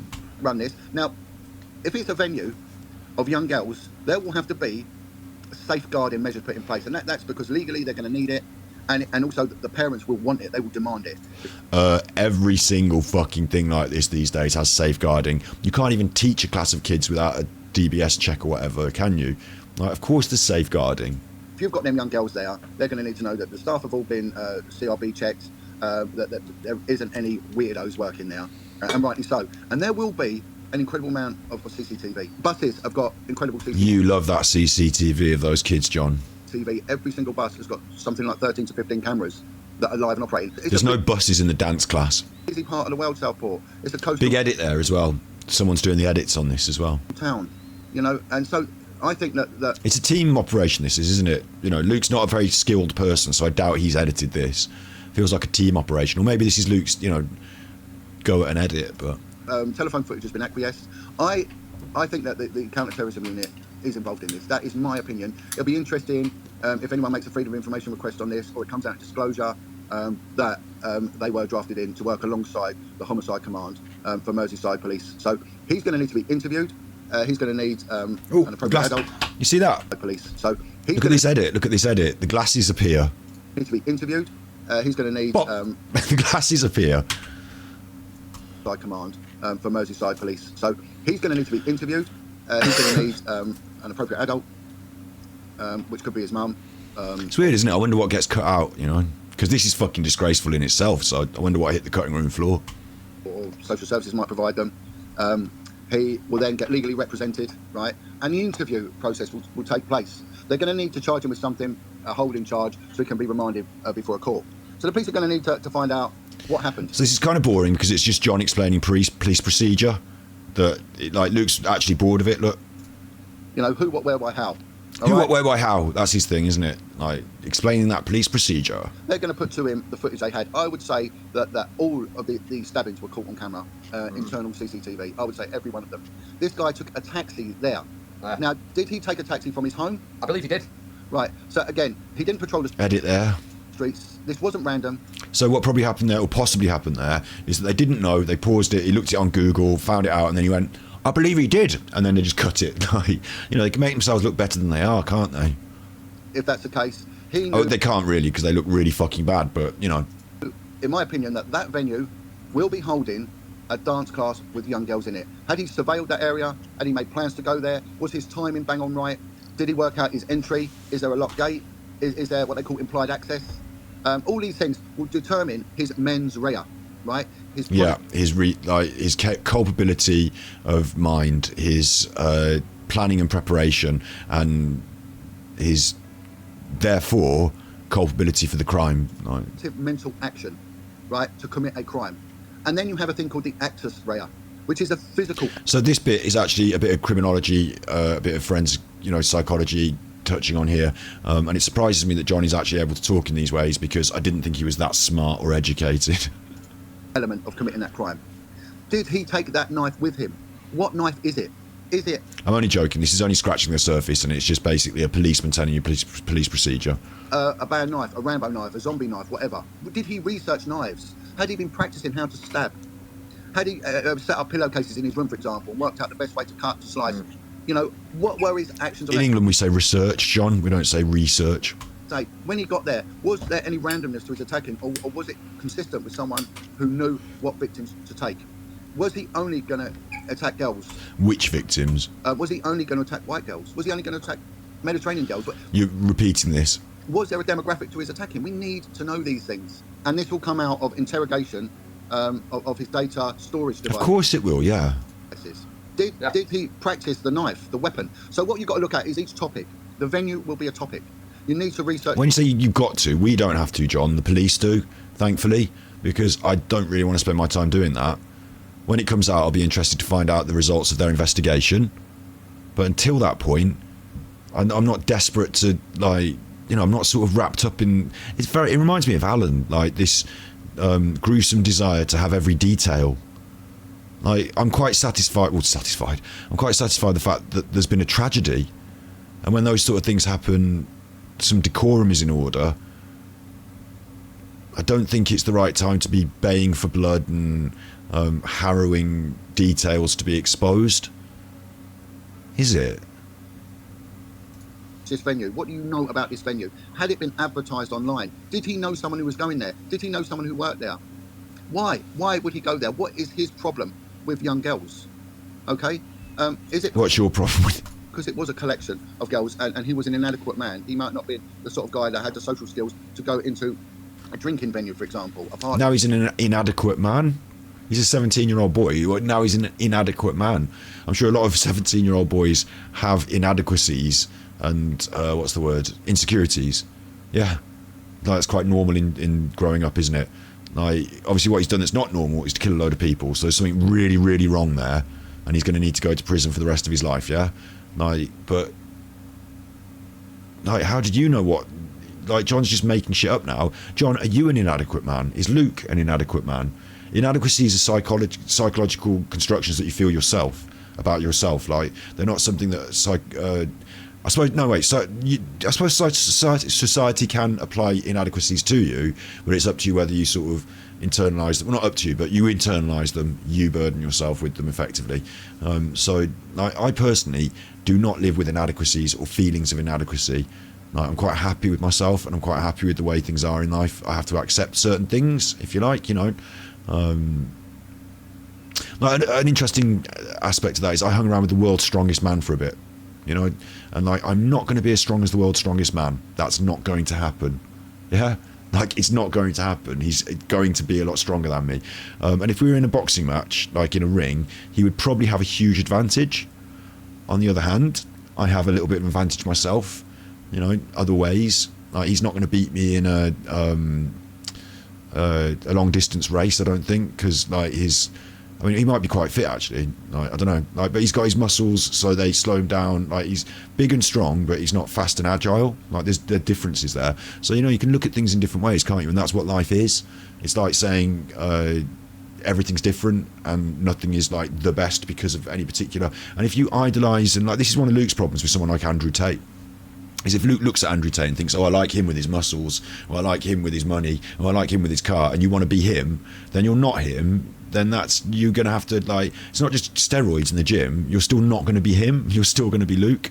So what might end up happening is that you think you're working towards something, a perception of somebody else that you want to achieve, and then you end up still being yourself, and you didn't learn to accept who you are. Instead, you pretended to be someone else. So that doesn't get you where you want to go in life.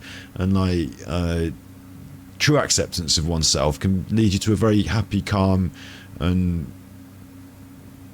like, yeah, just like a good place.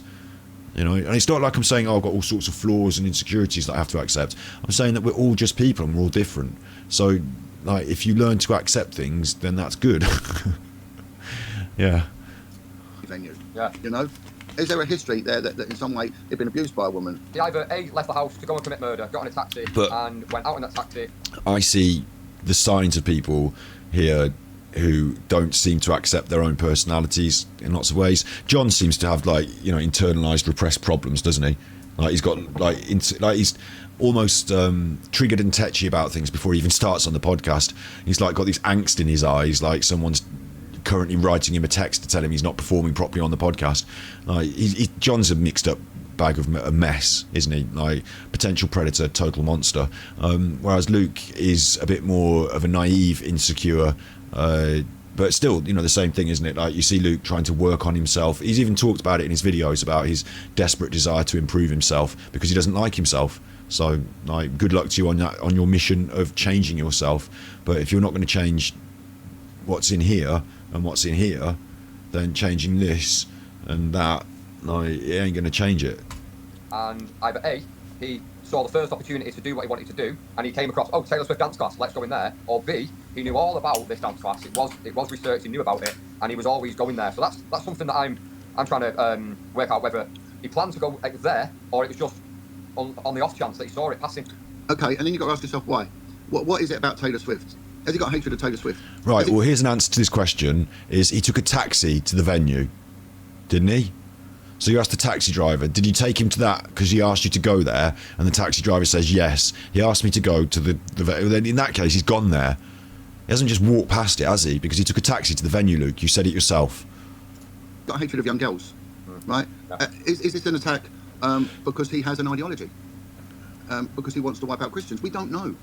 You know, a detective must have an open mind. Your mind must be like a parachute. It only works when it's open. I love the way he's brought Christians into it as well to like inspire this idea like he must have been a Muslim and he's against the Christians, because the guy didn't go to a church. Like, he didn't go anywhere particularly religious. And this, your mind like a parachute, it needs to be open, is something that's said by people who want to con you. Like, it's a stupid. He says this a lot in all these podcasts, doesn't it? Your mind has to be open. All right, I'll keep my mind open so you can rob me. Like, it's just pathetic. Like, you talk a load of stupid shit and you talk unbelievable nonsense, John. So the reason that people's minds need to be open is because if it's not, they wouldn't be open to your bollocks. You have to open your mind to things. That's why I'm saying it's important to know the ethnicity of him, of his background. It's important to know the ethnicity of the victims. Was it a predominantly a white class? Was it mixed? Did he stab, or any of the victims, mixed race, black, Asian, Muslim? Are they? You have said this already. No, these things we don't know. You know, now for the police to turn around and say categorically this is not a terrorist incident, I know. I think that's very convenient for them to say that. That's why I'm saying I 100% believe, with an experienced mind, that the counter-terrorist unit are working alongside the homicide command.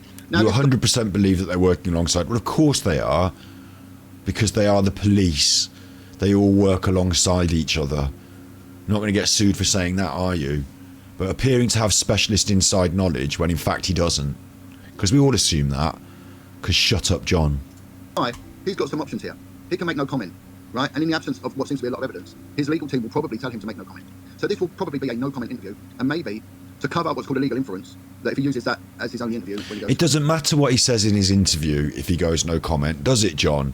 Because they can go and fucking raid his bedroom and take everything out of his room and read all his books and his diary and all his messages and everything. So they'll get some sense of who he is and what he's up to, and then they'll report off that. So if he does do no comment, they'll still give you a profile of who he is.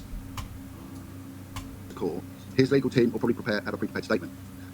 Now he will then ultimately have to answer these facts. Whether he answers them in a subsequent police interview, which will probably be done once he's been remanded, because I don't think this guy can be bailed. I really don't. I think bail is going to be out an issue. I'll be massively surprised if he is bailed. Right? Or he answers... All right, listen, I'm pausing it for a minute. We're only 20 minutes in. Are you all right in chat? I told you this was going to be a difficult one. Are you all right in chat? There's a few of you here. Chat's gone slow. Is it slow because it's broken? Is it slow because this is just one of these topics, you know? But don't make me look bad, chat. Come on. Don't make me look bad. Get yourself moving a bit here now. Get yourself moving. Say something. How are you feeling about all this? Is this just a drag? Should we just jaff it in? You're good? Like, do you want me to get through to the end? I feel like maybe there might be something else he says, but I'm going to put it on fast forward speed from now on. Just try and get through to the end, because I don't know if there's anything else of any value in here. If you want me to stop it completely, I could just go and do something else. I'm at the point in my own feeling here where I could just stop doing this. It is predictably awful, yeah. I don't know what they're going to say for the rest of the 40 minutes. I just don't know what else they've got, but it seems to have put you chuffers to sleep, I'll tell you that. Or maybe it's me and the way I'm responding to it. These questions in court. If he answers them in court, he's going to be in a lot more trouble, because his sentencing will be higher, because he hasn't taken that opportunity to account for his actions in the police interview, which would then give him a 30%. Yeah, obviously, John, this is the basic judiciary process. Thanks. I'm going to go as fast as possible, and if they say anything that's of any note, I'll stop it. But he did so on any sentencing. He's going to get life. I mean, there's going to be a huge amount of evidence gathering, and I would have thought... Obviously, when I say of any note, anything that's not just a repetition of all this bollocks. The investigators on this, they're going to be busy for the next 18 months on this one, unless he fully admits to what he's done. But again, the charges could go from attempted murder, GBH, to murder. But we don't know anything about this guy, but people will know. They say he's from Cardiff. Rumours are that he's the offspring of Rwandan refugees. Are his parents... Playing a game at the same time is absolutely fine, yeah. Only 2 of you responded to my call to action to fucking talk in the chat anyway, so... I mean, obviously, this topic and these two and this way, this whole thing, it's not going to be a chatty chat one, is it? But I feel like a responsibility to at least cover it, say the things, whether I put this on YouTube or not. Because... I don't know whether, I don't want my content to be like this, but what they're doing is so disgraceful, someone has to call it out and name it and pause it and say, that's what it is there. This is a manipulation. Someone needs to do it. I feel like this is the job of a detractor.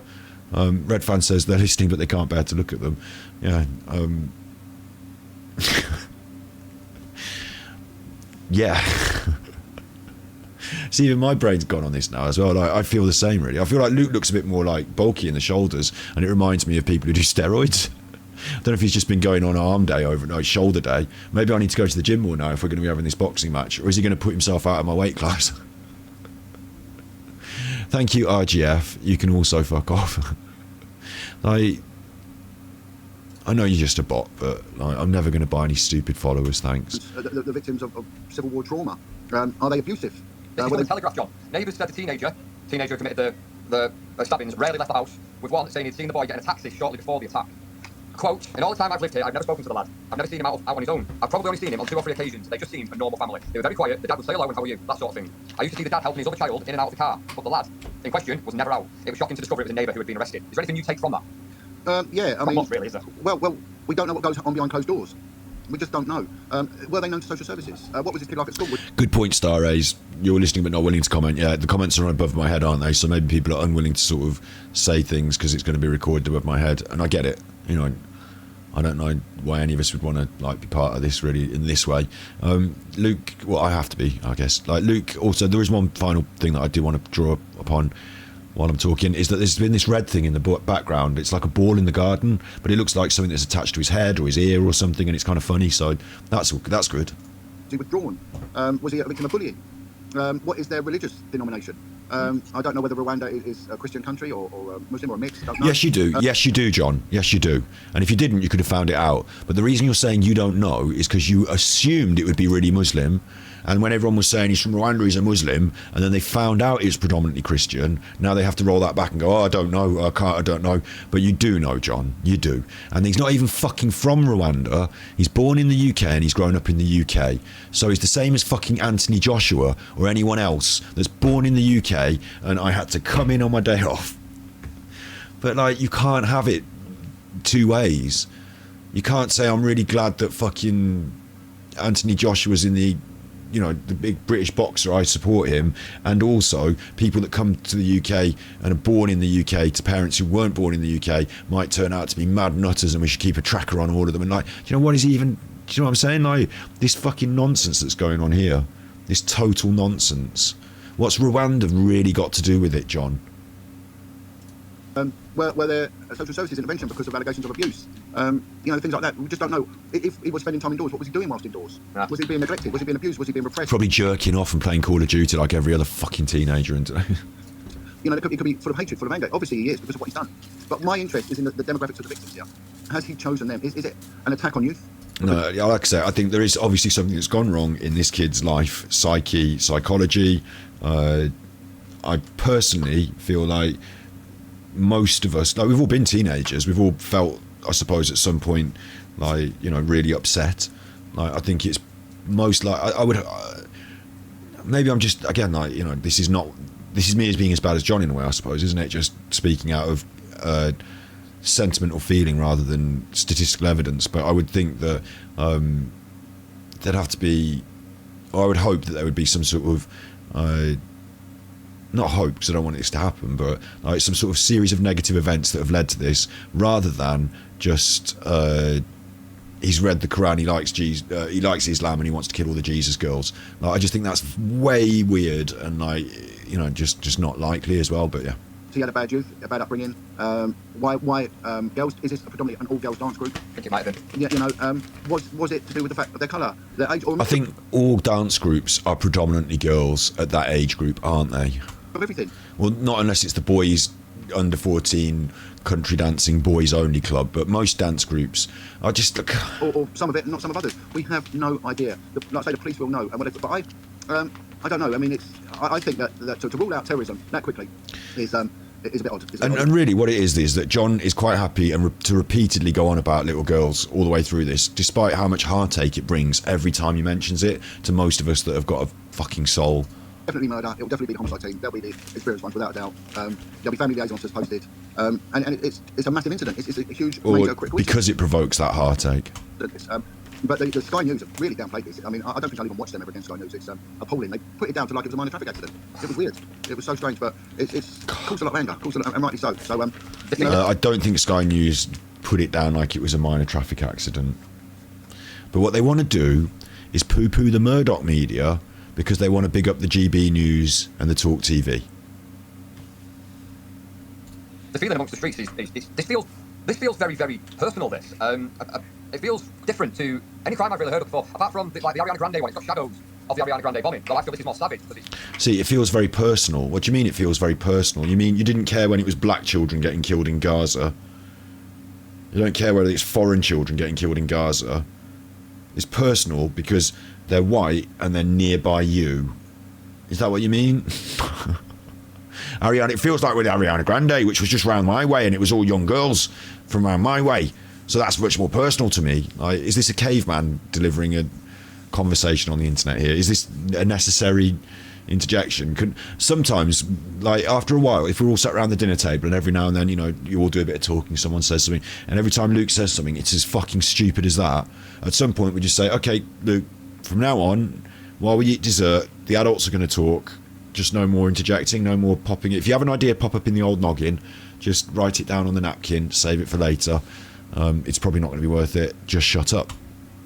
It's one of the most personal ways to kill a knife, or if not your hands, strangling someone. And it's got shadows of the Ariana Grande bombing to attack our children. And you know what, John? A prison stretch, which is obviously going to be the outcome, it doesn't feel like enough justice. Life imprisonment does not feel like it's going to be justice enough. Like, how do we punish this guy for this? It will be double category A. And what was going through his head? I mean, also, is he involved in witchcraft? Is he a Satanist? Is he worshipping darkness?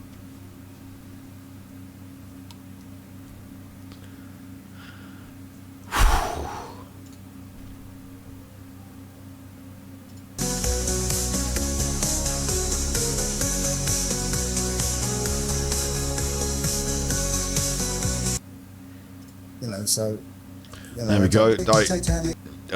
Shouts out Kelly, John Wedger bingo. Right, there you go. That's, we've just hit. Everyone's just won a £1,000 because there's the magic word of the day. That's Satanism. Is the you didn't know it was the magic word. Oh, he's brought it up. There you go. It's Satanists. Symphonic, Masonic, Big ups. authentic, demonic, You're listening and eating.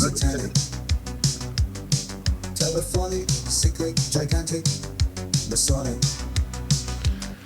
It could be possible that this 17-year-old boy has done this because he's been abused by Satanists. Told them to do it, or God told them to do it. There have been many murders where people have been dabbling in the occult and have gone on to stab and murder. There's I can't remember her name. There's a girl. She went around just killing men, and she was heavily involved in the occult.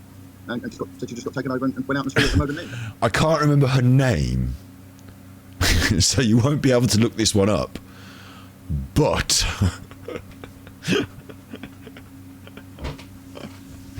I can't remember her name. That's in the UK, so we don't know. We don't know what's going on in his head. Is he mentally ill? We don't know. I've got something written down about that. Now, honestly, I know people are mentally ill. It's quite right. It's very spoken about these days, and rightly so. I know a lot of people that suffer from mental illness. We all do. And the older I get, the more people I encounter that. We all suffer from mental illness, Luke now says, which is not true. I mean, we all are prone to, we all have potential to be, but actually it's not true to say that everybody currently suffers from a mental illness. We all have mental health, like in terms of we all have our own physical health, we all have our own mental health, and it can, fluctuate, but we don't all suffer from mental health disorders. And you can have suffered from them and recover from them, just like other issues with health. So we looked into it a little bit earlier, and with mind.org, if you ever have issues and you want to talk about anything or look into it any deeper, mind.org is a really good resource. But anyway, let's hear what they've got to say about it. I've got mental health problems. Now, I really hope they don't try and basically insult the families and the public by pulling out that mental health card, because that hand has been played. What do you mean you don't think they should insult the families by pulling out the mental health card? I just...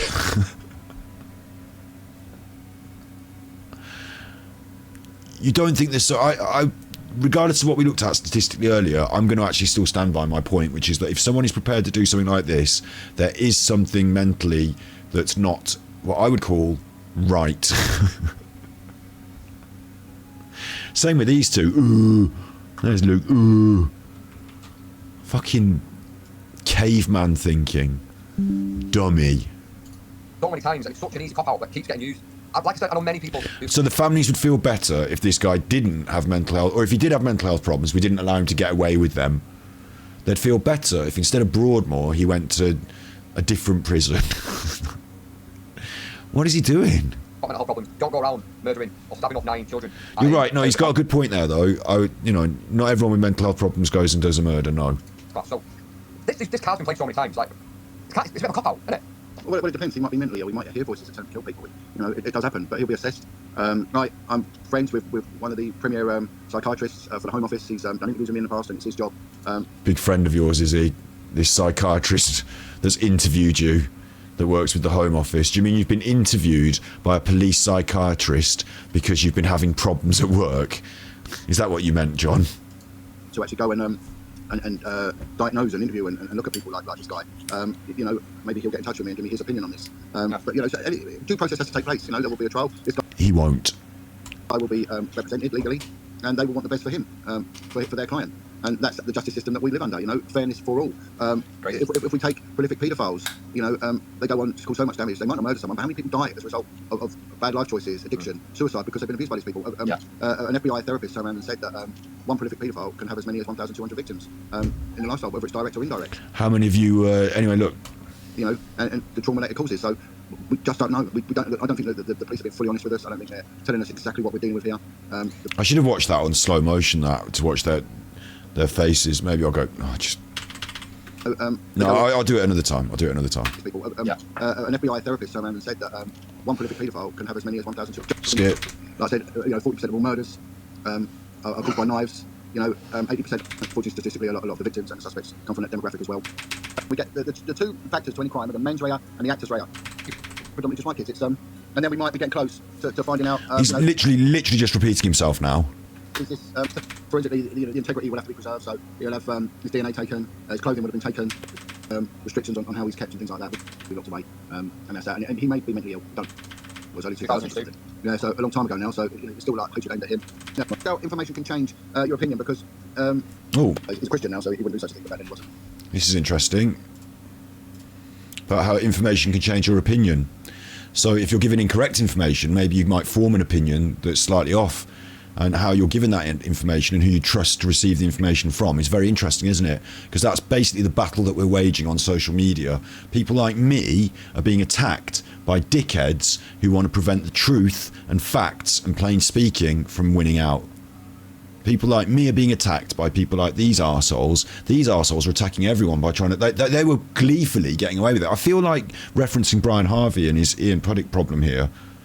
I feel like referencing that here because... it seems like there are people operating on social media to scupper and infect good people who are saying good things, but on the other side of it, they're trying to scupper and infect the normal people with just ideas that they pump out on socials. We all know it now. It's like really going on. I think people are waking up to it more, and I think they're going to be surprised. Like people are thinking, when people think about social media and fakeness, yeah, what they think is that there's someone in comments like, you know, one of your names might be a fake name and you might be a pretend person and, you know, trying to, and there will be that sort of stuff. Obviously we had Eddie in here under fake names, we've had other people in here under fake names, you know, do you know what I mean? Like, you know, we all know it, we've all seen it. And this is a big shout out. I don't know if she'll watch this or if I upload this or anything, but Vicky Marie, I call her Vicky Money because of Eddie saying about it. It's my little joke, you know, it's a positive for Vicky.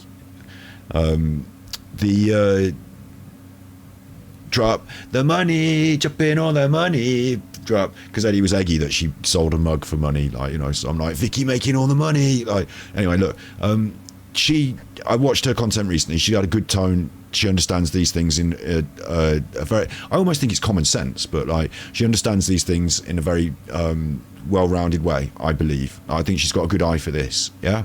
What I'm surprised about is how she did ban someone, but she lets quite a lot of people make comments on her stuff, and some of those comments I look at and I just think that's one of those stupid fake accounts.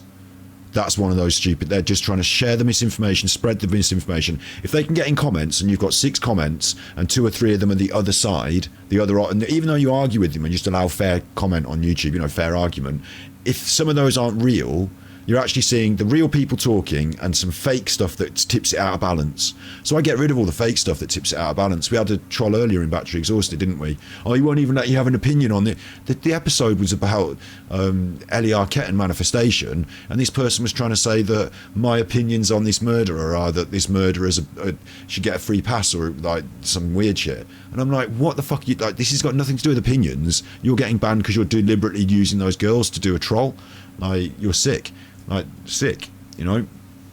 So yeah, I'm just surprised with Vicky that she allows so many of those comments that I would just, you know, blanket ban, because I think you'd be surprised, and this is the thing that's surprising it, is I think you'd be surprised about how many people, not like Chris Substack says they're actors and this and that, but like they have a channel and they are a person on a channel. And they're not faking, they're not like a fake account, a fake name in chat. They really are a person on a channel. And you think that they're just like their motives and their reasons and their drives. They're not the Great Britain News Channel and they're not heavily political, so they're not potentially anything, are they? They're just a person on a channel. Luke is obviously a bit more clearly what he is. Eddie was like this though, wasn't he? Eddie was really, this is a real like point the finger at Eddie moment. Like, who the fuck was Eddie going to the Nicola Buddy case and talking in all the chats and making his videos and making it like he was close to the family, and he'd send emails and he had inside information you didn't from out of nowhere? He had a channel already, so he could get involved in the conversation, and he's like some sort of weird thing that come out of the swamp, and now he's gone back into the swamp, and the swamp's gone back to normal again, and you can't see him again. It's just a normal music channel again. Where did he go? You know, he's like that, isn't he? Like a proper fucking weirdo. But like, you get them that are not even that like weird about it, that are more blatant about it as well. And I think people would be surprised if everyone knew behind the scenes what everyone was doing and for what reasons. You'd see people that you'd like. Luke tried to come across like he was just a bit of a magazine show, just do a bit of cooking, I like to just have a bit of a chat. And now it's heavily right-wing politics, sponsored by Peter Folding and friends. Like, come on. Like, do you think that somewhere along the lines, the people that run the Great Britain News, that put the leaflets through the door, that do the party political broadcasts, that have fake comments on the internet, you know, do you think they're not also going to have YouTube channels that go out there and look like people and actually are people? Like, it's not some sort of paranoia weird, like, this is the real world that we're living in. Influencers. Eddie called me an influencer, and this is what they're angry about with me, is that I have a power that they wish they could have, and I'm on the other side of the coin. I'm not hugely influential, I've got a massive platform, but the things I talk about is like pointing the finger at them and they don't like it. I'm calling them out, I'm exposing them, and I've got the ability to see them, and I have that power. They damn well hope I don't get the reach. They don't want me to get any reach. You know, they're trying to attack me and take me down, aren't they, in different ways? Not like Alan and I'm being gang stalked, but we know it. Like, you've seen the songs Eddie's done about me. You've seen all the weird twisting and the lies that have been told, and there's like this strange idea that, for example, that I'm a misogynist or something, insofar as that's what they are and I've accused them of, and they've darvoed it round. Like, we had to have this problem with other groups and trolling, and maybe not everyone in that group was motivated by the same agenda, but they didn't realise they were being wound up and directed by someone who is motivated by that agenda, or maybe a couple of people who are motivated, or 3 people strongly motivated by that agenda. So this is now the world of the internet, isn't it? This is now what this is, and I stumble into it because I'm just a normal real person, and us normal real people like you in chat that we're talking, you know, us normal real people, they're the people that they want to infect and manipulate, but I'm out there doing it differently. I'm like not going with their, do you know what I mean? Like, I'm causing not a problem on social media, but like I'm clearly opposed to their bollocks, let's say that. And I don't think I'm the best person to say that I can see it in terms of I can spot everyone on socials who's doing this and they're this and they're that. But we come up against these people. I brushed up against them because of the Nicola Buddy case, really, and they didn't like my perspectives on that, did they? The fact that I've kept going on it, the fact that I've tried to find some research, some evidence, get somewhere with it, you know, they didn't like that. And most of them were semi on the fringe involved in terms of conversations. These two obviously were very heavily involved in conversations, and plus fucking Luke and Peter Folding are friends, isn't it now, and all that. But like, I didn't make it my life's work to go on the internet to get involved in this bollocks. But the fact that I've sort of paddled in the water as part of my YouTube stuff, suddenly all these sharks are biting at my feet, and I'm like, well, this water, like, fucking bollocks this water is, isn't it? Full of all these nasty sharks. So now I'm making videos about nasty sharks and stuff. Like, it just is what it is, isn't it? Like, I thought I was just going for a little paddle. When I say paddle, this is a bad analogy because Nicola Buddy went in the water, didn't she? But you know, I didn't realise this was the world that I was going to start. It's like you turn over a horrible rock, and underneath it is all these horrible people. And now I'm learning more. And like with the Brian Harvey analogy or comparison from earlier, it feels again like Brian Harvey didn't intend to go down that road he went down. He just inadvertently turned over a horrible rock and then saw something, and then the next thing, and the next thing, and it feels like this with this. So it's a really strange one for me as well, because look at these smiling arsehole, and like they're gleefully, again, like you've got the gleeful smiles on these. At no point during an episode about the Southport what he's called the Southport murders, the tragedy in Southport, at no point should you have a gleeful smile, really. Like, it should be a short and to the point conversation about the details that you need to do. Be very compassionate and careful about the way you describe things, and very factual. You know, that's it really. You shouldn't be making entertainment and podcasts and in-depth conversations at this moment. The worst thing about this with Luke and his little smile, look at his smile, yeah? The worst thing about this is he did the same thing with Nicola Bulley after the inquest. After the inquest, we reacted to the inquest. Everyone on the internet did. And then we all went quiet, radio silence for a few weeks, because it's the right thing to do in terms of a sense of etiquette, social etiquette, you know, when to speak, when not. Is it too soon to make a joke? You know, and all that. Like, this is too soon to be doing this sort of conversation in this way for your own. Like, eventually it will happen. People will politicise everything, you know, it's just going to happen. But it's sick to be doing it in this way so soon and taking this glee from it in this way, isn't it? Bad taste, that's the word, bad taste. Bad taste. You know, it's not the right thing to do at this moment. Even if this is something you want to talk about, it's not the right moment to talk about it and not the way to talk about it. So yeah, the correct way to have covered this, even with ex-Scotland cop John Wedger, would be to, I mean, I don't know what you want to say about it, really. If you've got an episode and you've got something you want to say, because what John wants to say is, what he said today is, we should have racial profiling back. Racial profiling is good. He said that. I don't agree. Then he said, this is what the police would do in this situation. I believe they'd be interacting with the counter-terrorism police. So we've got that. The other thing that he's, like, and he outlined the police procedure, take him for an interview, take him to court, all that stuff, yeah? Then on top of that, what he did was repeatedly brought up the tragedy of the girls. He brought up whether they were white. We can't stop talking about this dance class and the cameras that will be on these kids. He kept banging on about this guy and his motives with no answer to any question. Just, he could be a Muslim, he could be a terrorist, he could have a screwdriver, he could have a knife. Did he get the knife from B&Q? Is he a black? Like, just constant. I mean, two of those I made up, but, like, you know, just constant ifs and buts, and that's what we're filling time with here. And really, it's just to provoke an angry reaction and to say that. Another point that he made was that he understands that the law has pigeonholes, and that this boy fell into the pigeonhole of being a minor, but because it's nearly his birthday, maybe he should just be an adult. But that doesn't really make any sense as a point either from a former policeman. So it seems like a mess. Luke is a horrible person, John is a horrible person, and this is not the right time, place or tone for this conversation. And I'm ashamed that I have to cover it myself because they do. Their shame bleeds into my feeling of how maybe I'm being a bit melodramatic there. You know, maybe it's just not that deep, but these are seriously, like, you know, like, it's an absolute tragedy that's befallen the community, and none of this nonsense is going to change that. So this is for your own benefit and your own views and your own clicks, and, you know, get on the show quick, John. We'll do an episode about this stabbing.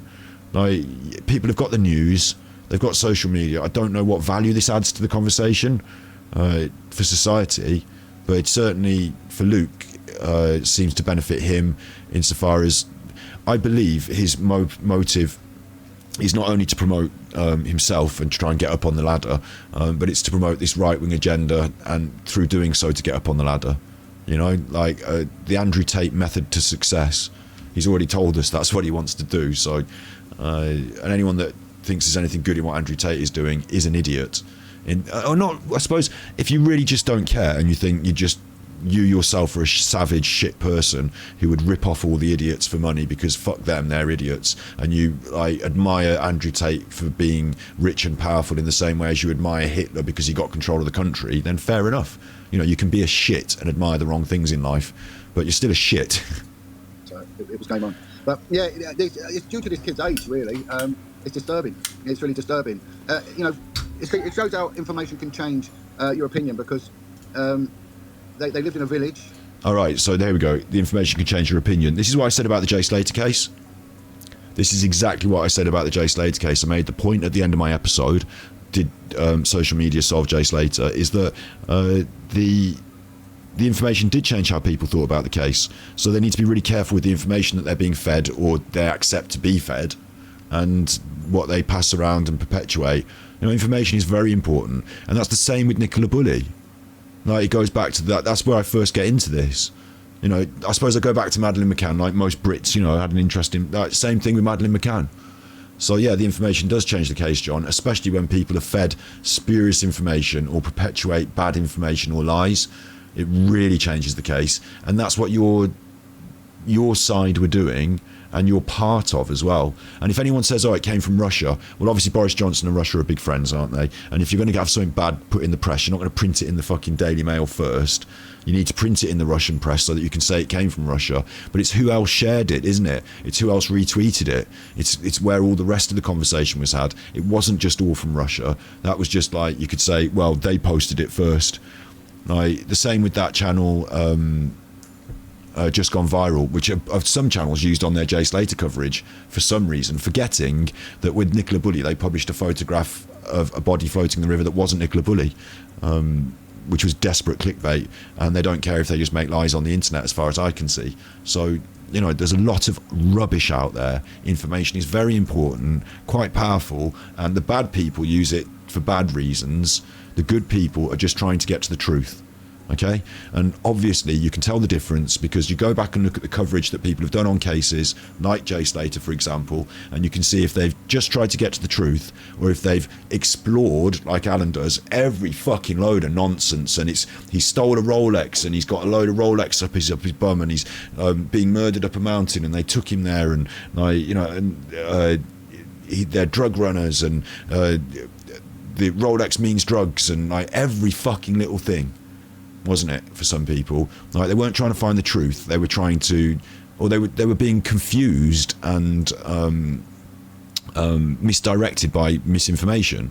That's what was actually happening. The misinformation was being fed to them through social media, through Facebook, and anyone that was stupid enough to read a load of Facebook stuff and go, right, it said it on Facebook, someone said it on Facebook, even if Lucy herself that was there said it on Facebook, that's it, that. Anyone who was stupid enough to take anything off Facebook, because the court don't, anyone who's stupid enough to do that. But plus on top, you had Mark Williams Thomas just like absolutely pissing in the well, so it's hard for people to get the right information. I do get it. And on the average, because I am the average, I do go in the pub, most people just fucking don't do this that we do on the internet to this depth. They just sort of watch a few TikToks, match of the day, like Strictly Come Dancing, and their opinion on Jay Slater is what they saw on the news or a couple of tweets. And so it's whatever rises to the top of that social media thing might get to reach them. But generally, it's not this huge deep dive that we do. So they don't care that much either.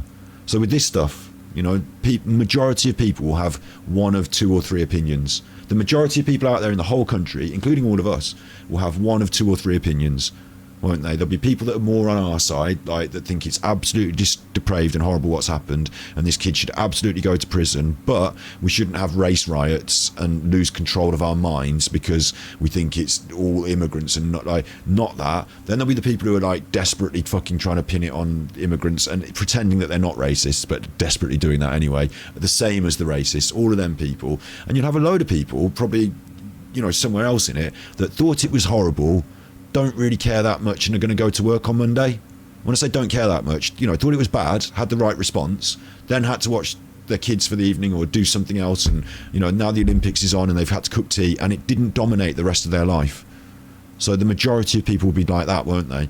And it's the same with Jay Slater, Nicola Bulley, all these cases, especially with the ones that we as YouTubers and that you're into on the we're all watching. They don't. Look at what happened with Jack.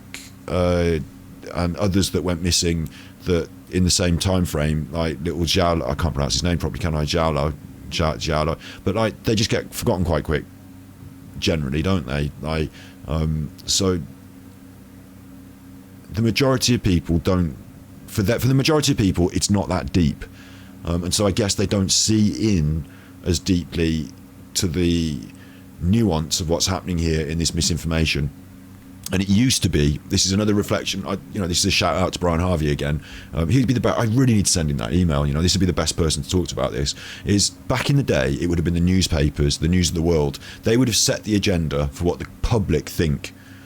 You would have had these ideas talked about in the pub because you read them in the paper. Yeah. Now, the paper's irrelevant. Like, it's social media. They all had these ideas in the pub because of what they read on social media, shared on social media, and it was TikTok, Insta, Facebook, and all that. Another social media site, name the social media sites that they shared the information on that led to the people being incensed and doing the riot and meeting up, and that wasn't all from the newspapers. But the same people that used to run the newspaper now pump that shit into the social media. They weren't ever just trying to sell papers. They were always trying to infect the way people think and give them ideas, weren't they, John? Like that, the Ian Puddick factor. It's not all about making money from selling papers. That's like, you buy the papers so you get the ideas. So they need to sell you the papers, but like they want to sell you the ideas more than anything. And you can become immune to it in a way, I guess, just by learning about it and seeing through it. But like maybe I'm a bit of a bad person for them because I kind of vaccinate people against this bollocks, don't I, by explaining it. And it like we did with Eddie Arquette earlier, by explaining the grift to people very clearly, they're not likely to go and buy that makeup now, are they? I don't know how long they lived there. It looks like they moved from Cardiff. Why Cardiff? But I'm not the only one who sees it. Like, all you in chat here in here because you understand and see what I'm seeing. Like, that this is just a load of bollocks, don't you? Like, it's been an absolute, the majority, this is the thing as well, the majority of people in the country will be in that bigger group, like I said, who think it's sad, the right-wing people are stupid for kicking off, and don't get too deep, yeah? And those people, that's the big majority. They're not all tweeting. They're not all out there pushing it on socials, making videos like Luke.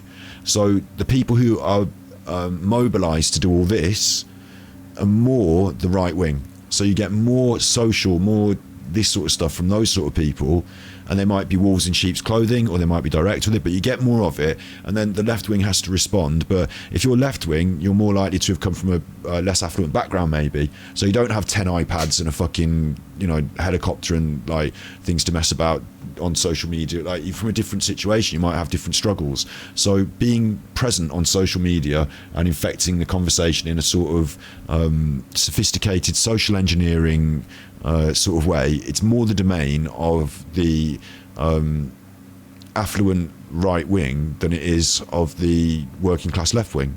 Like, it just is, I think. Again, I don't have the stats on that.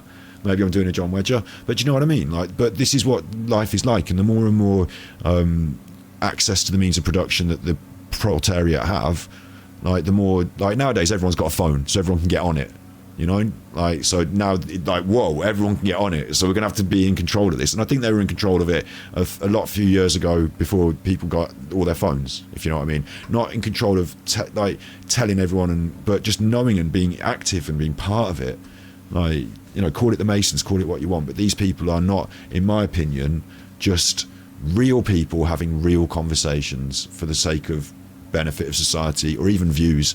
I think there's more to this than even the views for some of these people. Does his father own the house? Has he got a mortgage, or is it social housing? And why will they move? What's the background? Look, when you're looking at murder victims, you don't know because they're dead. So when you're looking at murder victims, you don't know because they're dead. Must look at how they lived, and you know how they died. You know how a man lives, you know how a man dies. And it's profiling. It's things you need to know. So we need to know about this guy's life. It's all important. And as a specialist interviewer, I would want to know all of this. I'd want to know if there's been what they call MAPA, multi-agency public protection panels held against this lad, the housing department, what information do they hold on him, his schooling, his social circle, who he hangs around with, his parents. What do we know about his parents? We don't really know anything, but the police should be on this. And also, as an interviewer, you want to come up with as much information as you can to put it to them, so they don't use that in their defence. Yeah. Okay, and it says that in the caution. You've got to look at the police caution. You do not have to say anything. It's everyone's right to say sod all, to say nothing, but it comes at a cost, But it may harm your defence. So his side is going to be the defence. It's going to be harmed if the officers know what they're doing. If you do not mention when questioned, right? They're going to question him. It's up to him whether he answers them questions. But if he doesn't, it may harm his defence on information if you later rely on in court. So if he then goes to court and says, I did it because of this, and they can say, you were asked that in interviews. You were asked that. So, it's important to know, was he bullied? Was he bullied? Bring it up in the interview. What was your schooling like? Was he bullied? Oosh. There might be an argument. Bring it up in the interview. Like, they're not going to. Like, they're not going to do their interview. Like, shut up, John. Something else he said as well was, if you know how a man lived, you can see how he died. And that's sexist because sometimes it's women that get murdered, isn't it, John? Like in this case, they were female. And knowing how they lived didn't make any bearing on learning how they died, did it, John? So that was stupid to say that in this episode. Relevancy, I'd say that this is highly relevant. Religious indoctrination. Are the family Christian? Is he a convert to Islam? You don't know. You repeat. Especially when it comes to ritualistic abuse. Children are very important, and the blood spilt of a child is a reward to the... Also, he's repeating that. It is fair in today's day and age, after an event like this, for you to question whether it was an Islamic attack, because, of course, there have been such. Yeah? That is a fair question. But to repeat like that, now, he's not saying, was he a Buddhist, was he a Jew? He's saying, was he Islamic, was he Islamic, was he Islamic? I wonder what sort of manipulation you're doing there, John. But I'll tell you something else as well. It's the same as other forms of sort of sales manipulation that you get on the internet. Is it's not easy to spot every aspect of it, because not every technique is being employed at every moment, and it's a multi-layered, multifaceted technique, just like a sort of police interview in a way. So you'll read, like, I'm not looking for the body language here. Like, I know they're both wrong uns, but like, you're looking at people, you're trying to understand what they're saying, and also to a certain extent on social media, maybe you should be trying to decide why they're saying it and what their agendas are, and, you know, who they are deep down. And that's really hard to do because it's just content on social media, isn't it? But with these two, like, I feel like, well, not so much Luke, but with John, there's a more practiced layer of different manipulation techniques going on here. Like, you know, give him an hour to speak. He's got his... I think there would almost be a sort of playbook, like a sort of set. Maybe it's in his mind, or maybe it's written out, but like some sort of... I've seen it done in other kinds of content, scammy content. You know when they like work in a call center and they have the call center, they learn in the call center the script, don't they? And they scam to the script. And then once they've learned the script, they learn how the script works and what it's doing, and they can then scam off the script as well, can't they? A bit freestyle. And they can then apply that script to other forms and other things. Like they might have been selling Windows or whatever, now they can study something else. Like it's sales and scams. And so that's what I mean, is there's this multi-layered aspect to this. It just really doesn't feel to me like a genuine conversation between two people who care about this subject. Demons, that's what they want. Demons now. Abuse. Children are very important, and the blood spilt of a child is a reward to the demons. That's what they want. They want the innocent hurt, and there is a demonic reward for doing it. Because if that is the case, that, you know, then I will be looking at the fact that is this lad involved in any sort of witchcraft, that, you know, and an attack on children would satisfy my curiosity in that respect. What's wrong with society in 2024, John? What's going on? I don't think it's ever changed. Luke, what's wrong with society in 2024 is people like you and John. It's very clear. Obviously, the stabbing was bad, but people like you and John are harming society. You're a disgusting mess. You are. Like, whether you eat slightly better food now or take steroids and go to the gym, your brain inside, it's a disgusting mess, this is. Depraved. And John, like, you know, the man you're interviewing, he's been a net negative to society. He's just said it was witchcraft and it was satanic panic. Like, you didn't pull him up on it at all, did you, Luke? If we look at, you know, you've got people like the Son of Sam murderer in America. I mean, they've actually only just sort of really sat down and spoken with him, and he's turned around and said he did all the murders because he was involved in Satanism, and it was something that they didn't even pursue or look into. Like I said, it's about having an open mind. We are losing our way as a society, you know, especially when his neighbours don't know much about him. Now, years ago, but Thomas Hamilton, who shot all the children, again was seen as a loner. Michael Ryan, the Hungerford massacre, again seen as a loner. You know, we're seeing the same pattern when neighbours. So what's that got to do with Islam and whether he was this or that? And like, you're not seeing a pattern. Like, you're making a pattern out of random events. You can't say this happened, this happened, this happened. That's a pattern, because you've got to see it in amongst all the other murders and all the other all the other young boys that grow up in a certain way. Like, is there a pattern or not? Like, is there or what he means? Again, this is an argument for racial profiling, isn't it? He's arguing for profiling again. He's saying there is a pattern, therefore we shouldn't have to wait for the next one. We should go and arrest these young black kids and or these young whomever kids, Not saying racially profiling there myself by black, but you know what I mean, like Asian kids, whatever he wants to arrest, like Muslim kids, and then that's good because like there's a pattern. So you know, pattern recognition here. That's unfair as well, but like it's totally wrong. Didn't know much about them. They seemed friendly enough, you know. And then I lived a few doors down from a young family. Here we go, another story with no corroboration. What are you doing, Luke? Why are you coming so close to the camera, you fucking weirdo? Another story with no corroboration, no way of corroborating it, just to prove, and this is what they do, like I said, is, I'll tell you, right, listen, the reason you should believe me about this is because I knew a family down the road from me, and they worked very high up in psychology. One of them was the psychologist to the royal family. So my friend that worked down the road from me has told me this. So what I say about John Wedger is now more valid, isn't it? Do you know what I'm saying? Like, you just make something up so you can just add extra spice and validity. Luke, you're going to have to move away from the camera, you dingbat. Very withdrawn, very quiet. The children were very shy, wouldn't interact with the other kids. And mum and dad, very, very nice. Dad was found hanging one day in the garage. And then that opened this whole sort of can of beans up. Can of worms up, sorry, that's the term, isn't it? In respect to it, it turned out that this guy was a prolific paedophile and had been beating his wife and raping his daughters for years. Has this kid come through that? Is he full of anger and hatred because of abuse that he suffered? You just do not know. You do not know. That's why. No, you don't, right? You don't know, but most of us wouldn't jump to that idea. Like, what goes on in John's mind? Into all of this background. And it's important for detectives to do it, because I say that when you're interviewing, it's called an evidential pathway with many doors. And you've got to shut these doors legally to prevent the suspect taking it and using it as a get-out. This big up Sazbek Casper. I missed these things in chat. People are making their own conclusions out of the papers. They can't stand it. I think that's good as well, in equal measure. Like, we should be able to make our own conclusions without the newspapers. On the other hand, like, we've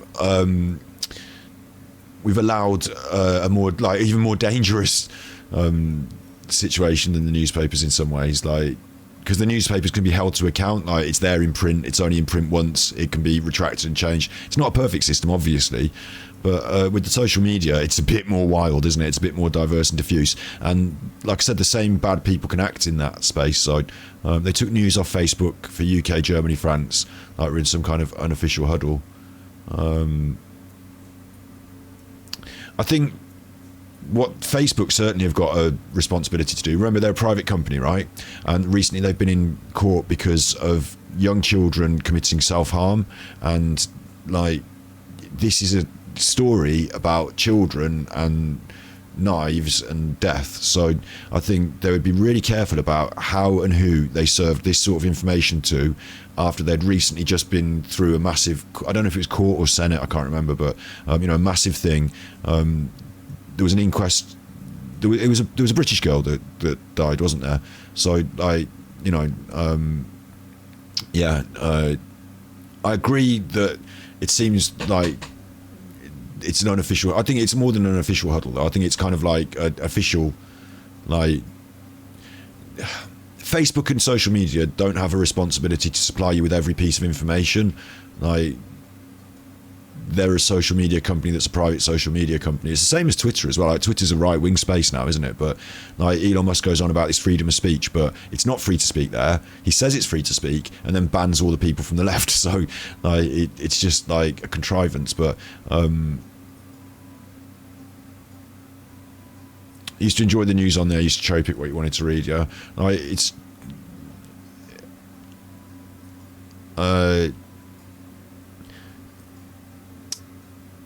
I don't know. It's a weird one. Like, I honestly, I feel like we should have a really good, robust, I hate that word, but robust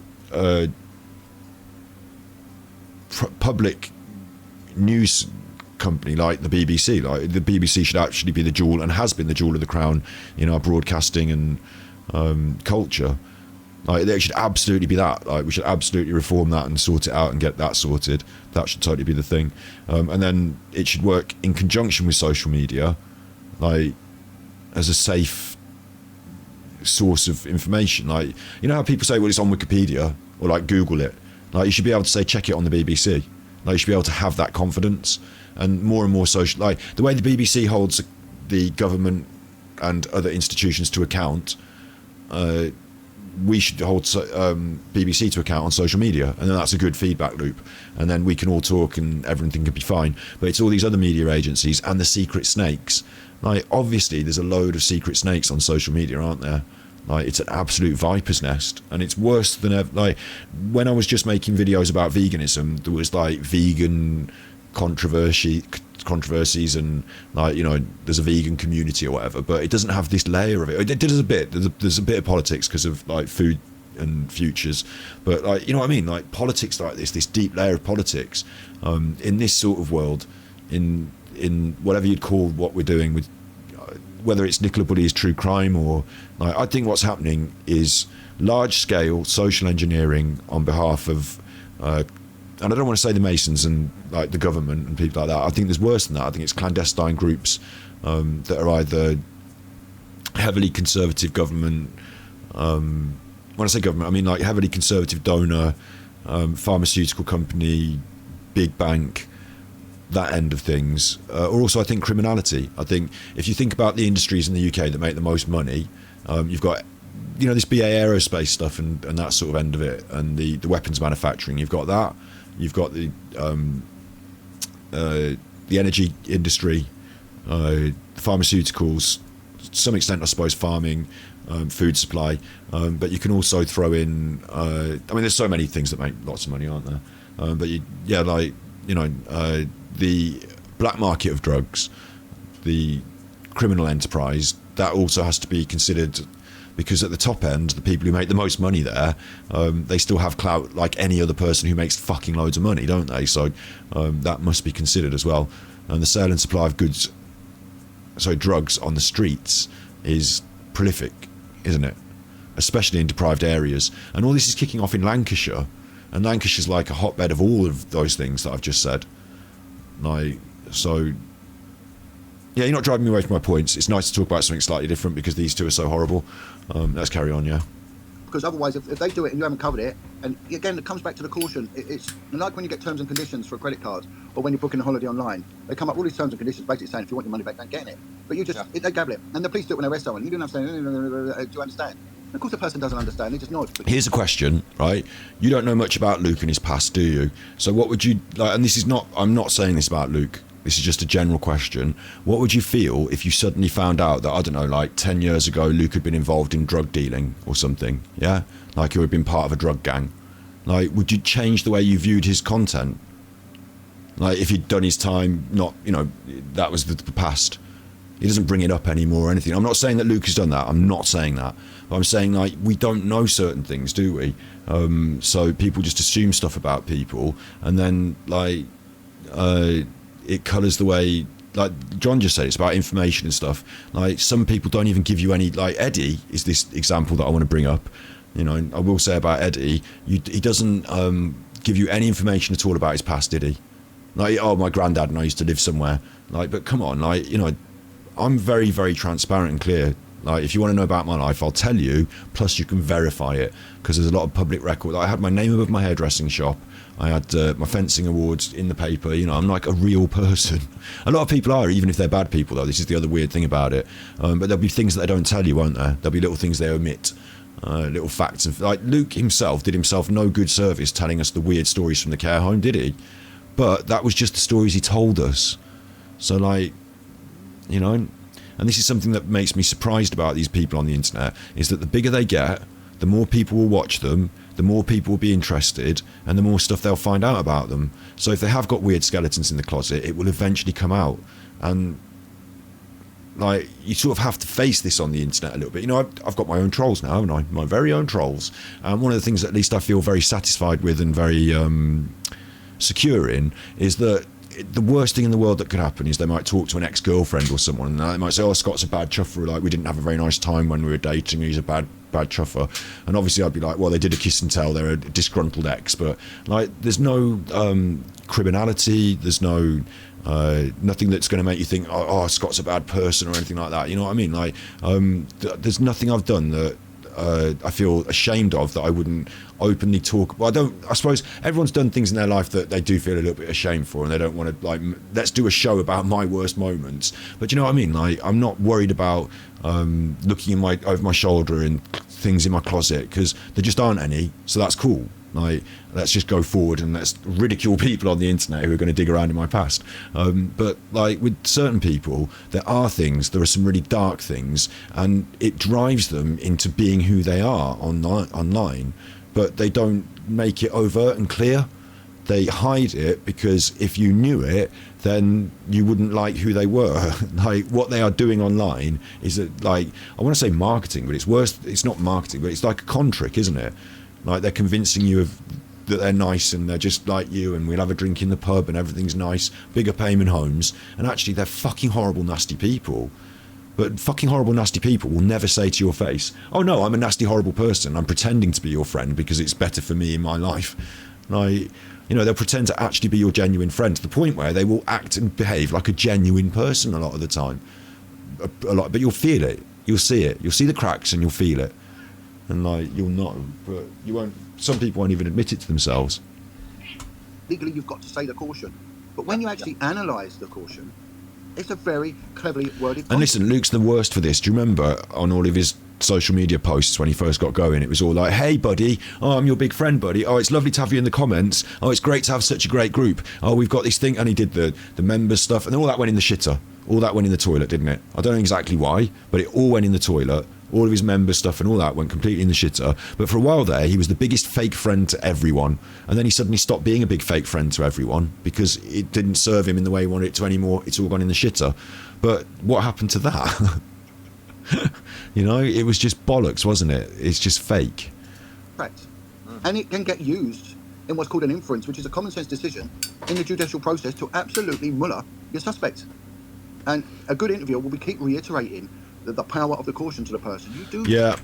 You know. So, and if officers know what they're doing, do street work, and then make my way through a very arduous process, they don't know what they're doing.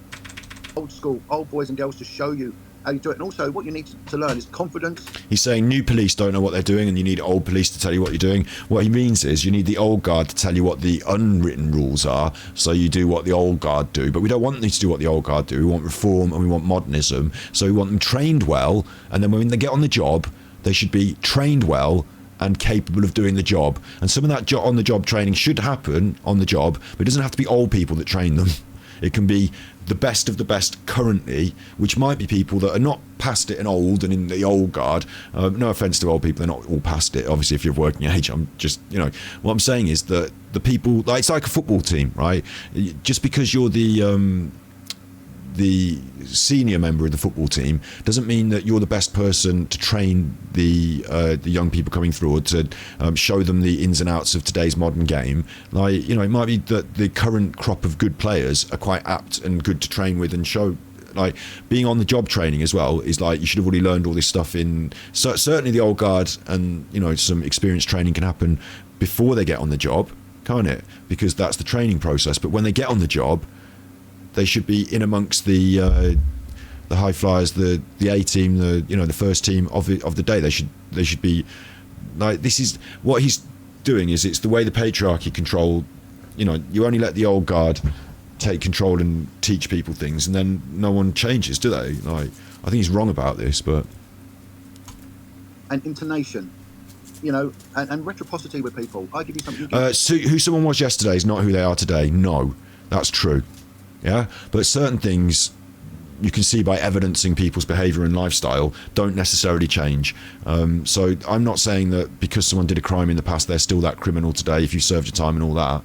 But I'm saying that if you can make like what John was sort of saying about profiling, but in a different sense, because I'm not saying criminally profile so you can now go and arrest people in advance. I'm saying what he was saying about the creation of a profile of an offender once they've committed an offence, and you interview them and stuff. Like, you look into people's history, you look at the same thing with the victims, to ascertain, as he was saying about how they lived can help you to find out how they died, a la Nicola Bulley. But if someone's done these things in their past, that's who they are, that's their activities and their actions. So they've got to do things in the future to show the opposite.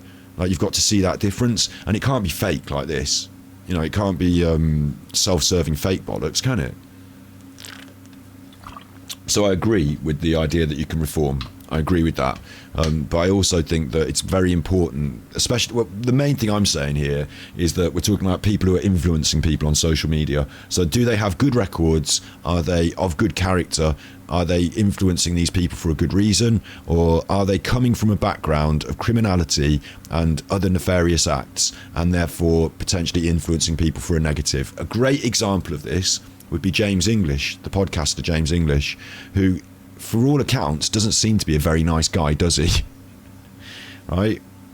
And this is misogyny all over again. How I've seen recently one of my trolls referencing James English, and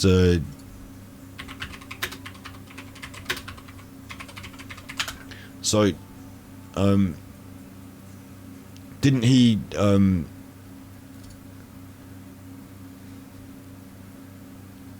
I'm not paying to reject personal ads. What are you on about? I'm not paying. Now you have to pay to get rid of the ads.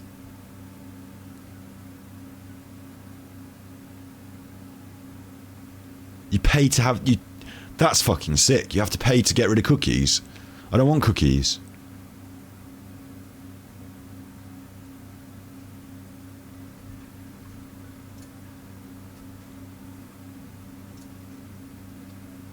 Not all going to do it, are they?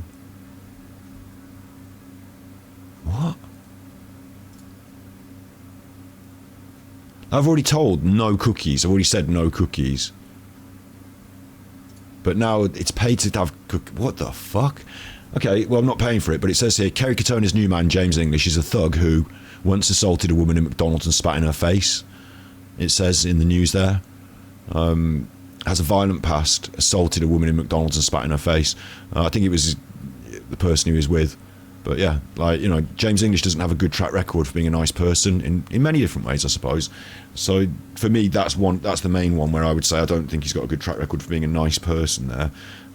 So when he does a podcast, and I saw all the podcast wars, I heard about all the stories, so I just don't really want to hear what sort of things he thinks is right to bring to the table to put into my mind. I don't think he's a good judge of what should go into my mind. I don't think he's working from a good place there. You know, stuff like that. I think it's fair with this sort of stuff. I think it's really fair to feel like that about this. Me something, you know, and that's what it's all about. Coppers have to be good people, persons. They have to. Coppers have to be good people, do they? Yeah, they do have to, don't they, John? But some of the things you said today were not the things that a good person would do or say. So that makes me worry, because you were a copper.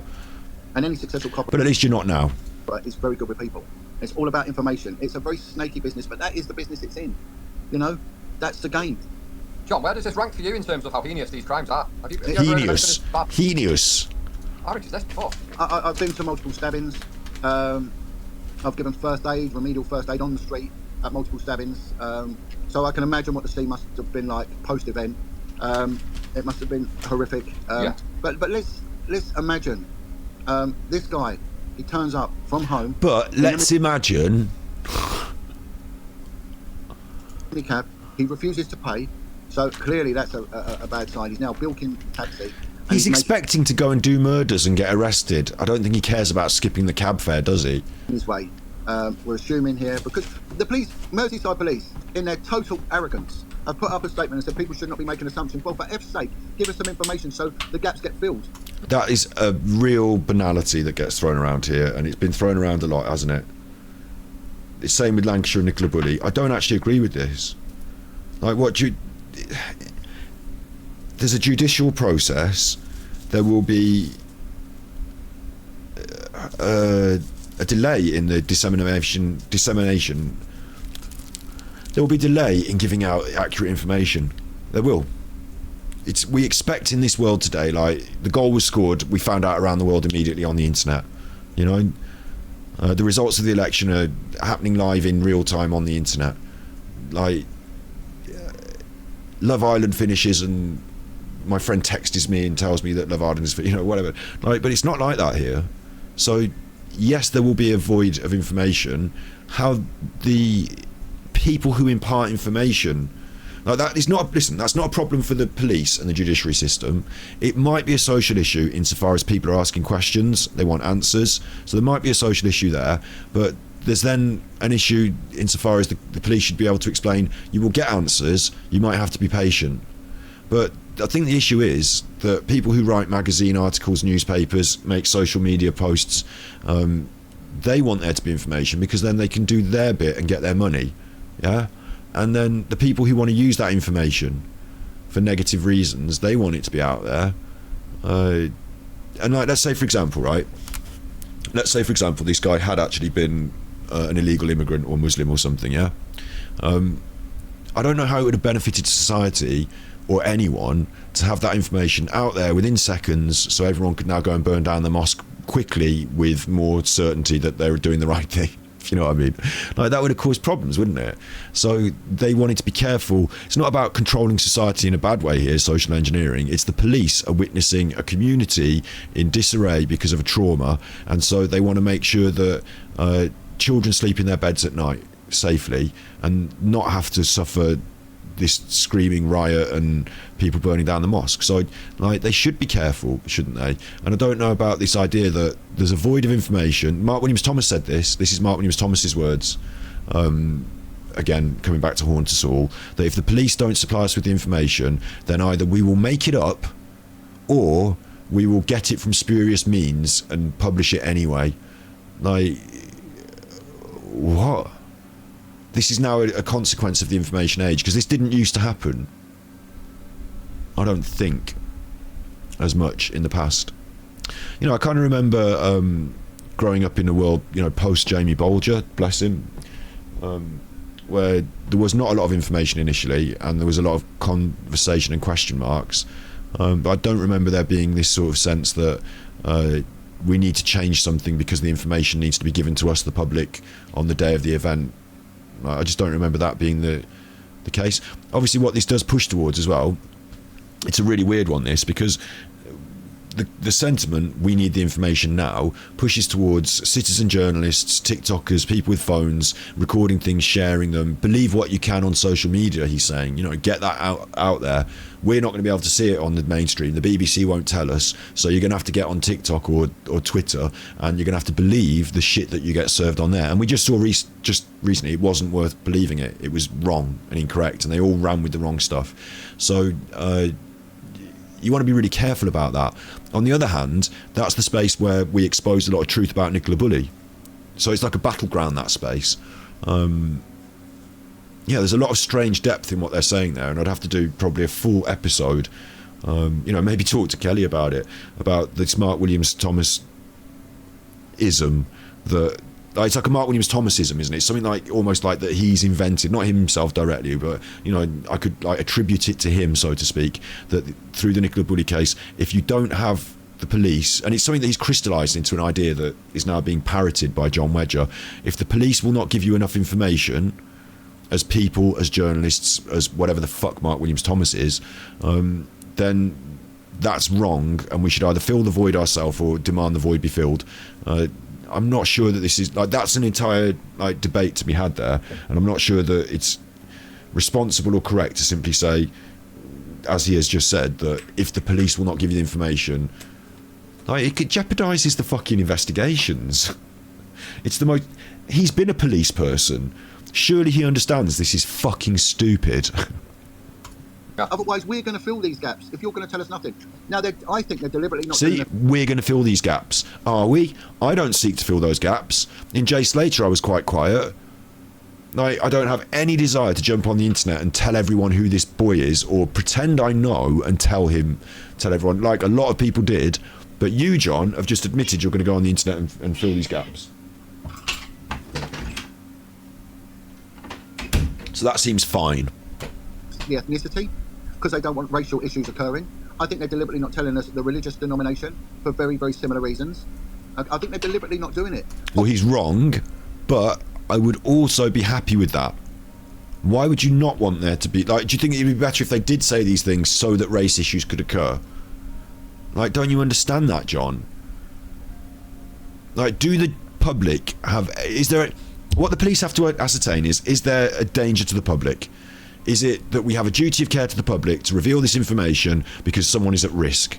If by revealing this information we create more risk, we create more danger to members of the public who are innocent of any crime whatsoever, then we shouldn't say it, maybe. Like, it's just basic responsibility. I can't believe he's arguing on the other side of the case here. We're going to find out anyway. So they're digging their own grave then, if that's the case. They're going to find out anyway. Yeah, it's not a problem, Luke, is it? If at the moment of Tinderbox Flashpoint, we just calm everything down, and then later on people do find out, but because they're going to work and they've got their lives going on and things have calmed down a bit, they don't all get together and burn down the mosque. Isn't it about time and place? Which is what we were talking about earlier, Luke. You don't understand the correct time or place to do anything, really. Like, you're not very cultured and you're not very good at stuff, so you think this is the right time or place to have this conversation. Exactly. Exactly. So people are going to fill in the gaps. How do we go about preventing this kind of thing from happening again? Well, we ban all the Muslims, we take away all the knives, and no more Taylor Swift dancing, I suppose. Like, just correct the problem at root, the root source. I don't think we're going to easily solve that problem overnight, are we? But the main things that we have to address, well, first of all, we don't know why he did it, so we don't know why, so we can't address it. But I would suggest knife crime in general and random attacks like this, we're going to have better, like, social services, better society in terms of mental health, in terms of like, so many things that have led to this. I can't even be bothered with it, to be honest. Like, it's such a complex web, isn't it? The minute I start listing things, but I think investment into society, or the lack of, leads to it's almost like you could say, if you dismantle mental health services, if you dismantle public health services, if you dismantle social services, if you don't let people get to the NHS, they can't get to a doctor, if you make sure they've got really high energy bills, and if you take all that money from all that tax and all of that stuff and you give it to all your friends for bombs, and then you fire them off in Ukraine, and you give it to your friends for all sorts of different things during the lockdowns, wasn't it? But curtains for Boris Johnson as well. You make sure you filtered off all your money anyway. Like, you filter off all that money, so the nation is, like, on its knees. Then it's a hot summer and everyone's out, and it's school holidays, and stuff like this. Like, it's such a complex mess, isn't it? So, like, things lead to problems. But asking John how to stop this, I wonder what he's going to say, actually. If it's a terrorism offence, then they do have the prevent campaign, and they sort of proactively go out there and try and... If it's terrorism, but I thought we ascertained earlier that it wasn't, and we can't say it was. So why are you jumping to that? That's like saying, like, if it's domestic violence, then we need to address the aspects of misogyny inherent in society that Luke promotes, like, or something. Like, do you know what I mean? Like, it wasn't that, so why have you jumped to that? Find out where people are being radicalised. And that's not, again, that's not news, is it? If it's terrorism, we need to find out how they're being radicalised. Right, brilliant. Don't you look for motive in a crime, John? Don't you look for motive? Like, the worrying aspect that any well-brained person here would bring out is that crimes like this, whether they be lone wolf or whatever, they could be used by the right wing to motivate a race war. So the people who have got most at stake in society to make this happen are the right wing, who have just seen an election where they were pushed aside by the moderate centre left. Like, Reform thought they might win a load of votes and do this, and there are a couple of little pockets of real ignorance in our country, but in the general sense, nobody wants that shit, yeah? So now they're on the problem end because they've just been pushed out. We've got this new government, centre-left, and you've now got the Conservative central right, or whatever. They've just lost their seats. They're all completely no jobs, nothing to do. Like, talking about ex-MPs who have got nothing to, like, Adam was talking about this the other day, like, fucking Jonathan Gullis on Talk TV, like, a potato man who has no place being in the fucking Houses of Parliament in the first place because he managed to win a ticket. They fucking, now he's up there, like, on the news. Do you think he's an MP? He's, like, these people, like, it's all facade, it's all bluster, and now they've got no jobs. All the right-wing people and all that, they, out on their arse. But Nigel Farage has got a job, hasn't he? So behind the scenes, there's a few people who are motivated now, aren't there? Motivated in lots of different ways to have this right-wing uprising. So events like this actually play into their hands. So you might question the motive of those people about whether they were the people that fucking indoctrinated him. You could. couldn't you? If you had a brain and you wanted to talk about these things. But instead, what you're going to do is just say, yeah, it was the Muslims probably, innit? They don't like us whites. And stop it. So it's a recognised campaign called Prevent. But when it comes to anomalies such as this young man, would stop and search have applied? I doubt it, because he's got in a taxi and he's not really gone into the public domain as such. Would the police have had any intelligence on this guy? I don't know. You can't just stop and search anyone, though, can you? No, you need grounds. But, you can't just stop and search anyone, though, can you? No, but it has been suggested by this group of right-wing people, hasn't it, Luke, that they should be able to, hasn't it? Like, Alan suggested it yesterday on his show, so I think that's a bit of a, a conversation. Earlier, he argued on favour of racial profiling, and racial profiling is used to stop and search, well, not anyone, but... is he a gang member? It doesn't look like that's the case here. We just don't know anything about him. I mean, the news is putting out appeals on behalf of the police that people shouldn't speculate and assume, but they're telling us nothing about this guy. Absolutely. Listen, I personally, I predict, and I might be wrong because it's just a random chance, isn't it? So if I'm wrong, I'm not going to take any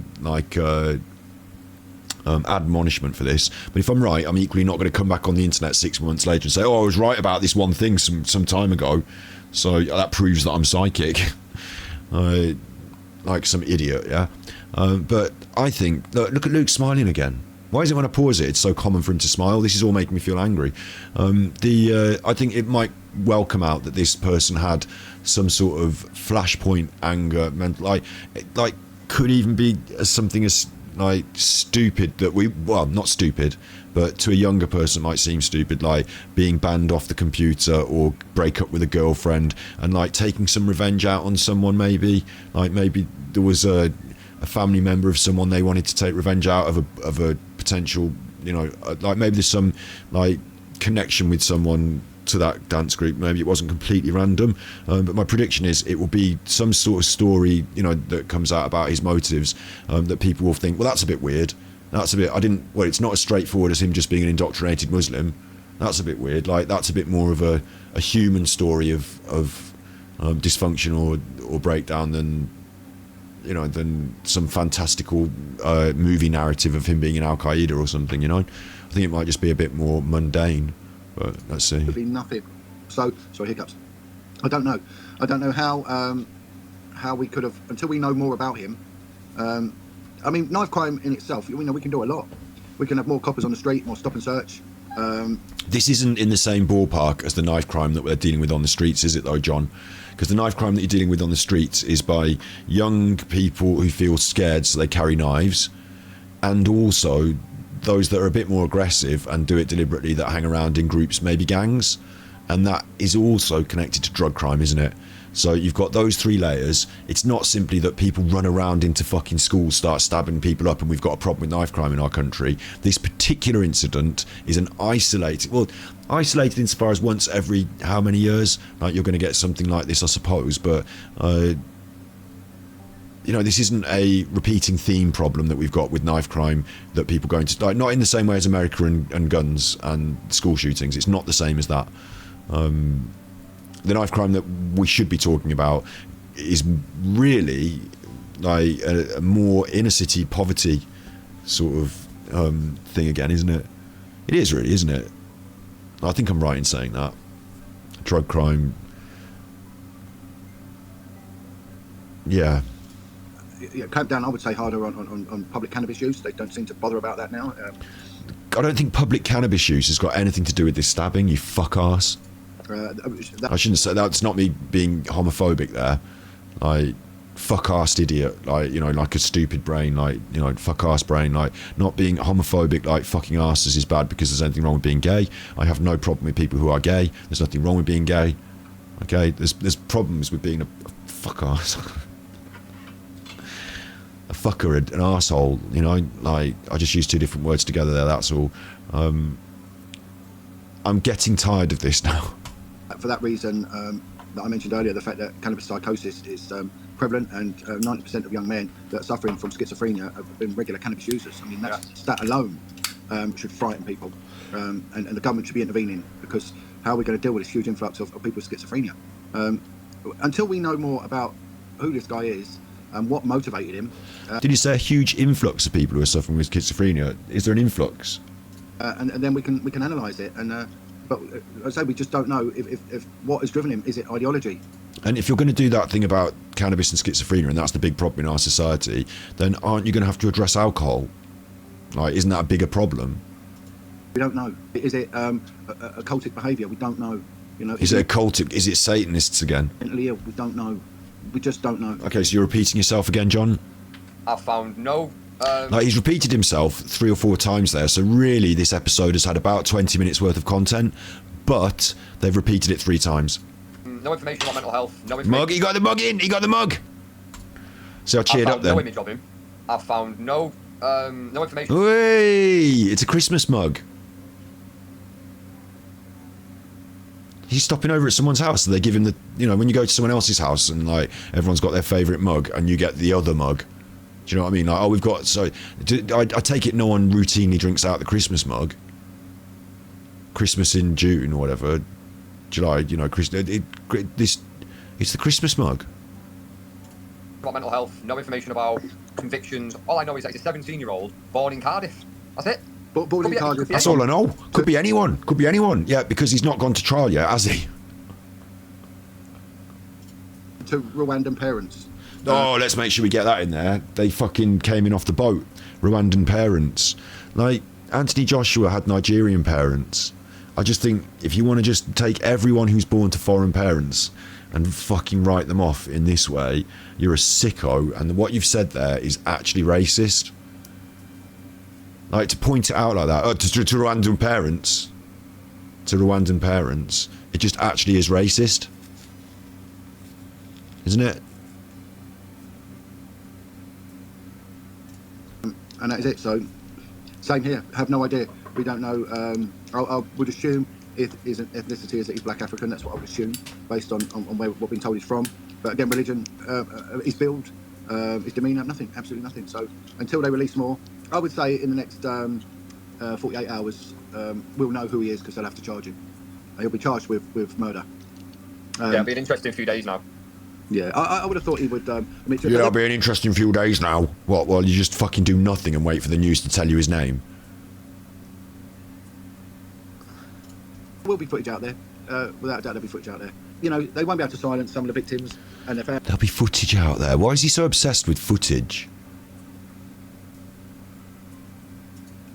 Like, I don't want to think what footage could be out. I don't think it will be out there. I hope it wouldn't, because I would think like it would be hard for me to believe that there'd be someone who had access to that footage who would think this is the sort of thing that should go on social media. No, I'm laughing, but like, for fuck's sake, there'll be footage out there. Only if sickos like fucking these nutters get a hold of it. Yeah, the kids will all have to be interviewed. There seems to be more survivors than there are those that have been killed, so there'll be a lot of parents talking to their local people. And again, I don't know if all the kids will have to be interviewed, insofar as they will need to be spoken to by therapists and police liaisons, but their testimony in court might not be required to convict this person. So I don't think every kid will need to be interviewed in the way he sort of makes it sound. You know, that part of the world, Liverpool, it's got a history of sort of standing up for justice. If you look, you can't buy a copy of the Sun newspaper there because of what went on with it, you know, the football incident all them years ago. Yeah. The football incident. He's quite happy to sanitise that then. This is fucking weird, isn't it? Now we're bringing up the Sun newspaper and we're saying that they don't buy the Sun in Liverpool, of course, justice for the 96, 97 now, and he's talking about Hillsborough and the way that the Sun reported that the Liverpool fans pissed on the dead, and they didn't. So, and look there, your little Manchester, is there a bit of rivalry there, Liverpool and Manchester? Is there? Like, it's all a bit weird, this is, Manchester Media Mafia, Bigger Payment Homes, but the fact that he just called it like the football incident, whereas earlier we were gratuitously listing details of these sort of other things that make people angry, but he won't provoke the anger against the Sun, the media outlets. It's almost like he's being paid to manipulate ideas for media outlets, isn't it? Do you know what I mean? Because he's actually almost defending them in his language there, the way he sanitised that very carefully. Like, it just... Why that? And why not? Like, why so brutal about the murder of the children? And why so... delicate about the Sun publishing awful slander about Hillsborough? Why not name that either? Yeah, so, you know, they're pretty staunch on that regard. So, you know, they'll be talking amongst themselves, community, and leaking information out, and it'll be getting out there. Will it affect the due process? No, I think they've got And God, it makes me worry. I tell you, it makes me worry. It does. It's just like the fact that he's pointed out, you know, the Sun newspaper is not bought in this area. So, on this guy. They've got enough on this guy. He's that's it. You're not going to see him again. But we'll wait and see. But it's a one-off, isn't it? You know, could we have seen the warning signs? Well, I don't know. Maybe not. Who knows? Also, like I said, that's why it's going to be an interesting few days and weeks to hear more information about. it is, Luke, and to see if your haircut grows out in those few days, because you just had it done recent, haven't you, for this video? Who this guy is and what his beliefs are, etc. John, do you think this is going to change the future of security yet? Are you rocking back and forth, Luke? Beliefs are, etc. John, do you think this is going to change the future of security at children's events and... At children's events, John could get a job, couldn't he, being security at children's events? If you're going to be having a Taylor Swift themed party in the future, hire John Wedger to come and provide security. He can search the children on the way in, full body pads, full hand pad you down, full body. We're going to have to take you into the back room to give you a proper search. It's been a serious incident recently, so I've got cameras everywhere. Do you think there should be more security in children? Do you think this, John? Do you think security as an ex-policeman at children's events? John, do you think? What kind of a question is this? You know, maybe John could go and get a job at the airport and kick someone's head in. You know, maybe John could go and get a job at Manchester Airport security. You know, Manchester Airport security there. Maybe you could go and work in the Manchester Airport. Maybe you'll have friends there. Maybe, Luke, do you need a job? Maybe you can get a job at children's parties as an entertainer, because you're a fucking clown. You know, activities and events, stuff like that. Well, I hope not. I mean, you know, they shouldn't be penalising summer camps and clubs because of this. But, I mean, it's going to put a lot of parents off. I mean, questions are going to be asked. But how far do you go without curtailing freedom? You know, freedom's the most important thing that we have. Sorry, but Yeah, so you've already argued in favour of something that goes against human rights.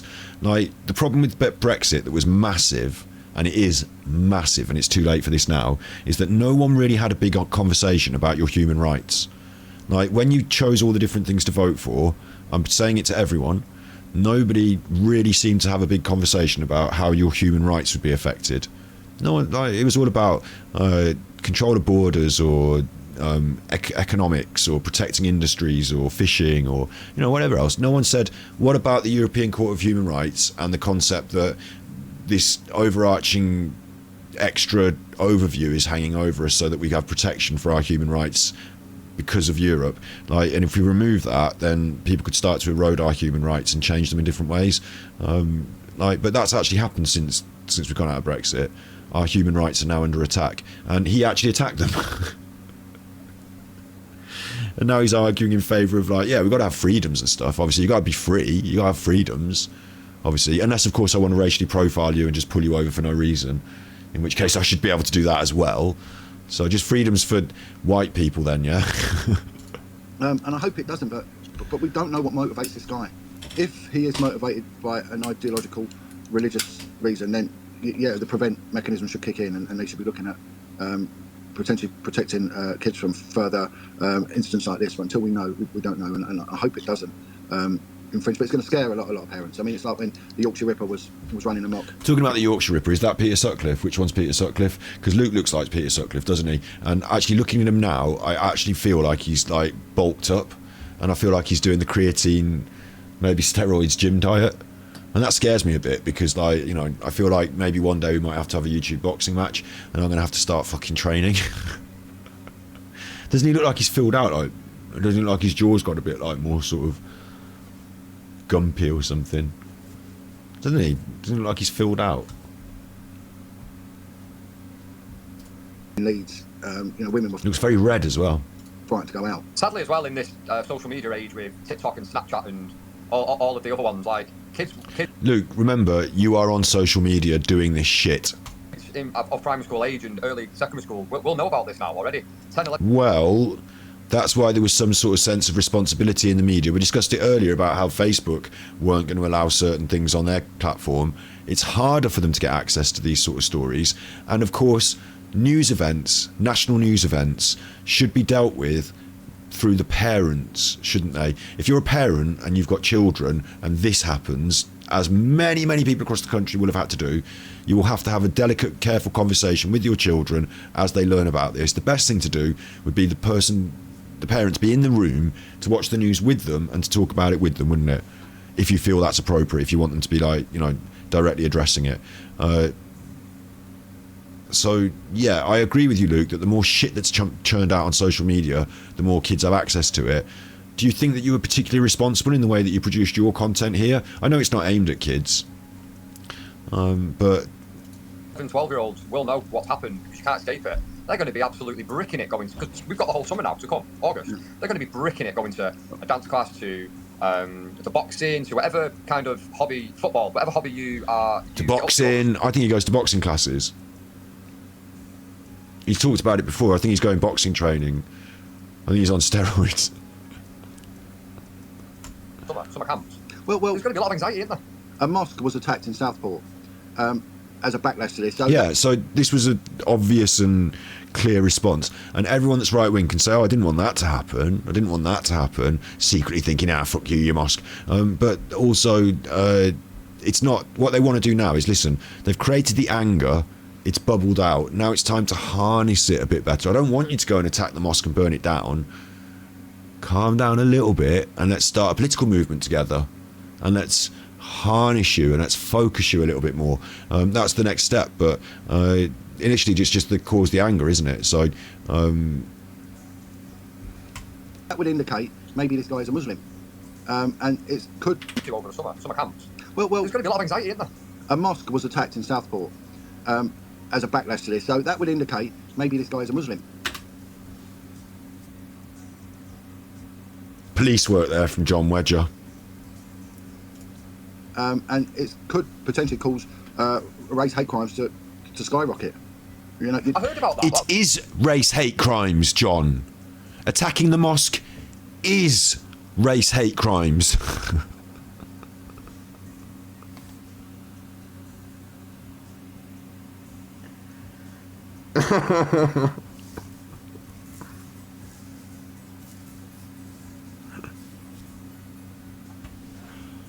Another thing that really made me angry, really angry actually, like you're saying about anger and stuff, you know, obviously the killing of the children for me doesn't make me feel like angry. I know the person that did it is terrible and I want them to go to prison and stuff, but like anger isn't, I feel sad for the people. Like anger and sadness are not at the same time in me usually. Like I suppose they could be, couldn't they, like a sense of raging frustration, but maybe for some people in their lives they feel ragingly frustrated and then this tips them over the edge because they haven't got a lot of money and they haven't got a lot of opportunity and they're not very educated and, you know, lots of stuff like that. Like, but like that's the social problems I was talking about earlier. But for me there wasn't this sense of like I need to go out and exact revenge. Like I don't know how it'd help. Like so I didn't feel that. But this anger, sadness. The thing that did anger me was when obviously I saw those riots afterwards and I thought in that street, all up and down in that, not just the one street, but all around, there's all families. They're not all like even the subject of the vitriol from the crowd. They're not all Muslims. Some of them will easily be the same sort of children that they are so angry have lost their lives. Yeah? And those children would have been not asleep in their beds, but really scared, wouldn't they, in all the houses and all the families and all around the way.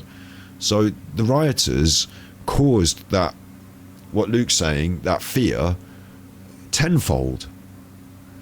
A random event that happens that you see on the news that's horrible and graphic and sad, that, you know, close to your communities and makes you feel, that will worry you, of course. You know, after Madeleine McCann, people didn't want to leave their kids out playing as much, did they, and stuff, you know.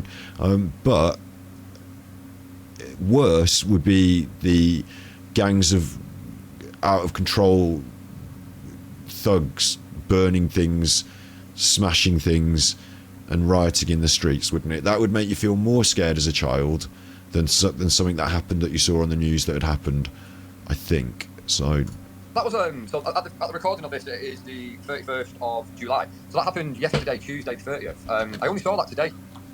So for there to be an attack on a mosque. At the recording of this, it is 2/08/2024, 2nd of August, because it's now just gone past midnight. So I started this on the 1st, and now it's the 2nd. So these things take ages, don't they? But we're nearly there. There must be some intel from locals that know who this person is and maybe why he did it. Well, again, you know, sometimes we can't trust people's intelligence, because when... Do you mean, John, that you can't trust the things they've told you, or do you mean that you think people are thick? Because obviously, and this isn't me being some smarty pants here, I know that you, even the trolls, well, listen, let's be real, not all the trolls. Some of them are going to fall at least on the average. I know that you know, in our team, I know that you are actually quite smart and that you're above the average. If you then think, like, there's half the people, like, there's 70 million people in the country, yeah, of which half of them are under the average. That's how averages work. It's like a half-half system. So there's literally 45 million people who are below average intelligence. Literally 45 million below average intelligence. That's how the averages work, isn't it? I'm being rough, obviously. It's not literally like that, but like, there's a lot of stupid people out there. Yeah, there are, and they're misguided and they're easy to manipulate. And that's what these people do. And generally, good people don't go out there to try and manipulate them.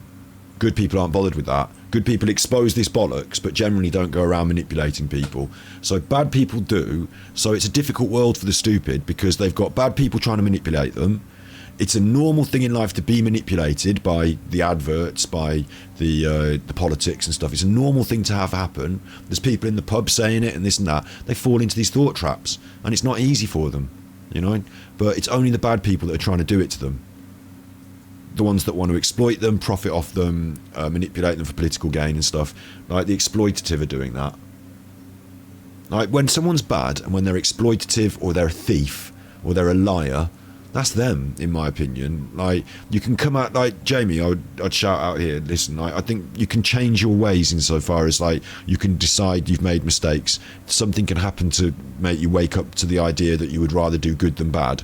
But when you're generally made those decisions, like, unless you're going through that process of change, like, you've made the decision to, not you, but other people out there, when there are people out there that have made the decision to just be bad, secretly pretend to be nice, but be selfish and get everything for themselves.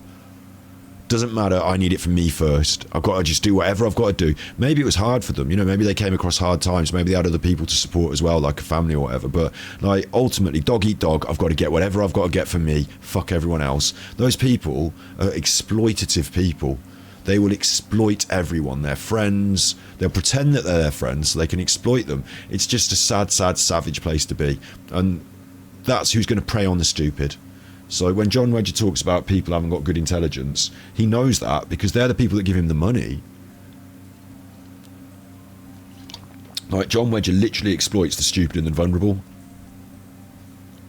Alan does the same. There are other Alans out there now. Literally exploit the stupid and the vulnerable. I wanted to implement Sarah's law as a, you know, in a knee-jerk reaction to little Sarah Payne that was murdered by a bloke called Whiting. Roy Whiting. Yeah, Roy Whiting. Roy Whiting. I don't remember who murdered her. Sad, you know, it's a sad, tragic case that it is. But these two know Roy Whiting, don't you? He does look. There's Luke, right? There's Luke. Hang on.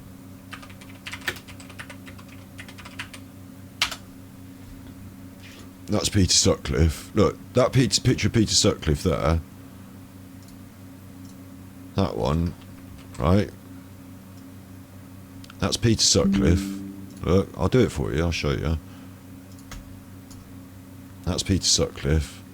And then this is Luke.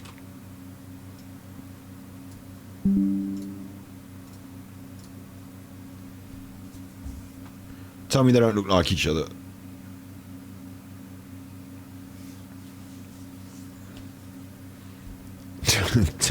Tell me they don't look like each other.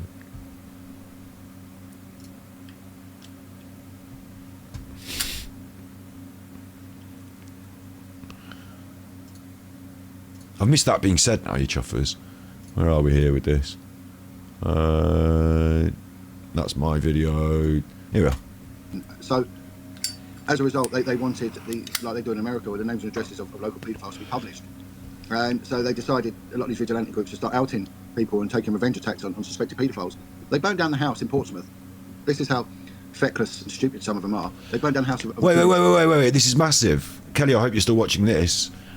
John has managed to, at the end of this, argue against Sarah's law because it threatens paedophiles. He's worried that paedophiles might have their details put out there, and then people might go and take revenge on them. Having argued basically in favour, the entire... this is insanity, right? Having argued in favour of having the public know all the details about this boy who's done this crime, his how, where, when, why, all that needs to be public. Knowing about paedophiles to protect children is beyond the pale, and we need to defend the paedophiles, he's saying, on Luke's show. Are you hearing this? If you're friends with Luke behind the scenes and he's sending you text messages, text him and ask him if he wants to defend paedophiles. Text him and ask him if he is one. The guy said, I'm a paediatrician. I've made it my vocation to help children, not to hurt them. Again, you get this. You get this. A work colleague of mine is a Sikh, and a turban-wearing Sikh at that. And when the 7/7 attacks got, he was attacked on the tube and cast as being a Muslim terrorist. He's a Sikh. You know, some people are thick and they're dangerous with their ignorance. But that's exactly what you're trying to drum up here, isn't it, John? Like, how have you been going on about Muslim, and then say it's bad though, isn't it? Because in the news, after the Islamic attacks, one of my friends got attacked, and he was a Sikh, not even a Muslim. I mean, it's the same colour, but like, you know, how it's sorry, like John. No, I didn't mean the same colour bit. That was my doing John's voice. Yeah, obviously, just for people who want to clip me, like fucking idiots. I can't believe that he's saying this, which contradicts what he's just said all the way through it at the end. And I can't believe Luke just allows it. I suppose he agrees with it. I don't know what the correlation with the Muslim... I don't think Luke understands. Is this based on good quality information that this guy, the suspect, is a Muslim and has used the attacks as some base of ideological campaign that he had, therefore it would be terrorism. So we don't know, we just don't know. It's going to be, like I said, it's going to be a very interesting and intriguing few days and weeks now to see what information comes out. John, I want to thank you again for, it's the third time you've been on this channel. We've talked about a few different topics now. I always appreciate getting your insight into... Each time, it's been more depraved and disgusting than the last.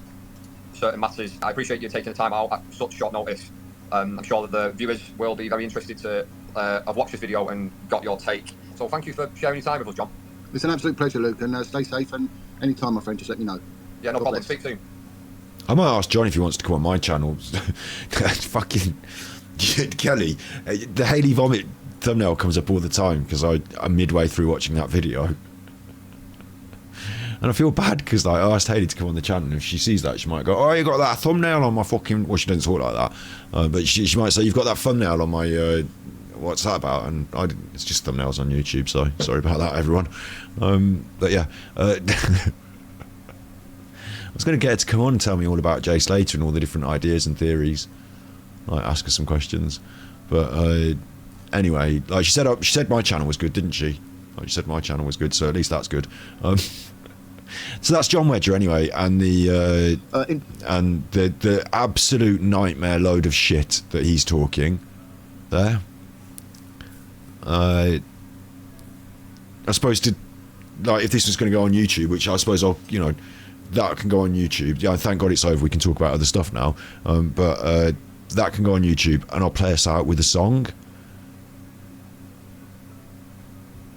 That's what's got to happen here now.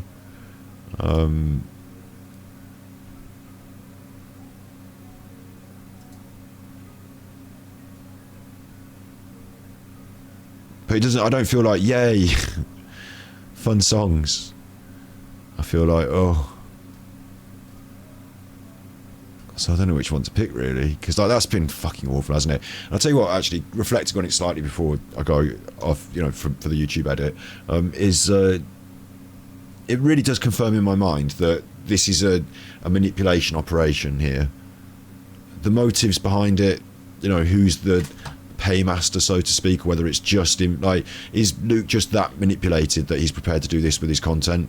Or is there, you know, I don't think John is just, between them, I just feel like, isn't there some sort of one step up where someone's telling them what to do? Has someone got something on them? Because this sort of just looks like the behaviour of social media influencers, and I was talking about it earlier, reflecting on what Eddie said and who Eddie is and all that. It's clear that in this sense, and it's political heavily, isn't it, that they just want to manipulate and influence. And they've seen people become influencers and sell makeup and become stars on TikTok, and they think, hang on, this place, you know, we need to use this to manipulate people's ideas. John's talked about it all today, and that's exactly what he's done. That's what he continues to do. They're not very good at it. I'll say this, they're not very good at it. And they have to pay for views to make themselves look more important. But with enough of them and a certain amount of frequency of them around, and certain topics that they sort of congregate around as well, you know, I wonder if they think it. I wonder, like, because I bet there's a few of them that think, oh, so-and-so is probably a bit of a one of me, like a bit of a strange one like me. But I bet they can't say it because, like, you know, I don't know, maybe they've just got different, you know, maybe there's a pharmaceuticals agenda over here, and maybe there's a political agenda over here, and maybe there's a sort of drug gang agenda over there, and like maybe they just work independently but happen to have the same aims and goals. But like, look at it this way, right? If you're, and this is a fact, this isn't me making up weird shit, if you're running the Conservative Party in 2024, then didn't they recently employ like Saatchi and Saatchi to run their political campaign sort of adverts? And if you go to one of the biggest advertising agencies in the world and say, so leaflets, is it? Posters and leaflets, we'll do an advert on the telly, me talking to the camera. They'll say, no. If you want your brand to get into the public consciousness and your ideas to be taken up and people to become influencers on your behalf, you have to have brand ambassadors working on your behalf that you don't even pay. You've got to get in on the social media. You've got to start affecting some ideas. It's no longer about putting out an advert on the telly or a flyer through someone's letterbox. Now it's a much more nuanced and detailed operation, and we've got big call centres that we call up and put into action. We've got fake accounts on social media. We've got ideas. We've got, you know, all sorts of stuff go on where we can create a bit of trends, like conversations, arguments. It's not just adverts on the telly, is it? So, like, that does definitely go on. We know that's a fact. And the problem that we have now in our world now, it's, I don't want to do this as my channel, you know, this is not, I'm putting this on Battery Exhaustive, it's going anywhere, but feels like it's almost super chuffer content insofar as like, we have a problem now discerning who is a real person, who is really motivated by real honesty. And even if they've got a different political opinion, that's fine if it's an honest place they come from. But if it's motivated because there's power, there's money, there's getting up a ladder, there's scratching a back, almost like a Mason's hierarchy, but not official and overt, just a sort of general individualism, but, you know, on the same side pulled together sort of thing. Whatever it is, like, if they're not acting out of truth and honesty, and then there's a lot of people that are not, are there, on social media? Even people that just sell makeup, some of them don't give a fuck about the makeup, do they? Like, they just do it for a job. Like, they just get on social media and influence. If they can be influential, if they can get you watching, and they can get and be influential, they're a big winner. So I think that applies to this as well, but it's just so hard to decide who's authentic is probably the right word. Do you know what? That's why with True Crime Rocket Science, I quite like them as a true crimer. Their channel, they talk about being an authentic voice in true crime. It's something they pride themselves on. And whilst they've got their, like, some people don't like them and their approach in different ways. I've heard people say negative things about them.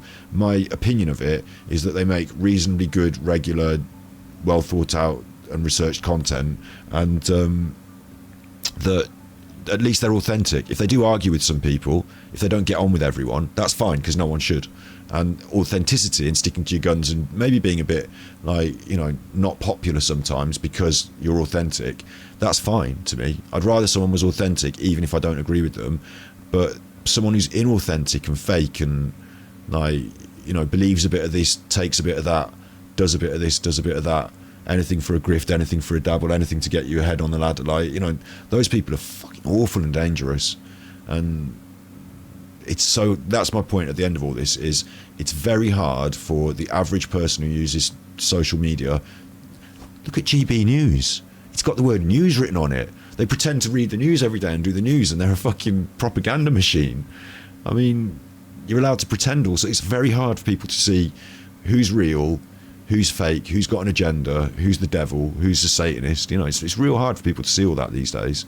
And even as a YouTuber myself, as someone who can call people to account and highlight and wave a flag, you know, I can't say, not because of legally and being sued, I don't really give two fucks about that, but because I literally can't say exactly, like in the same way as they couldn't say about that murderer the reality of his motivations, I can't tell you the reality of their motivations, because I can't prove these things without you know, maybe the police could one day prove these sort of things, but it's a thought crime, isn't it, that I'm accusing them of in some way.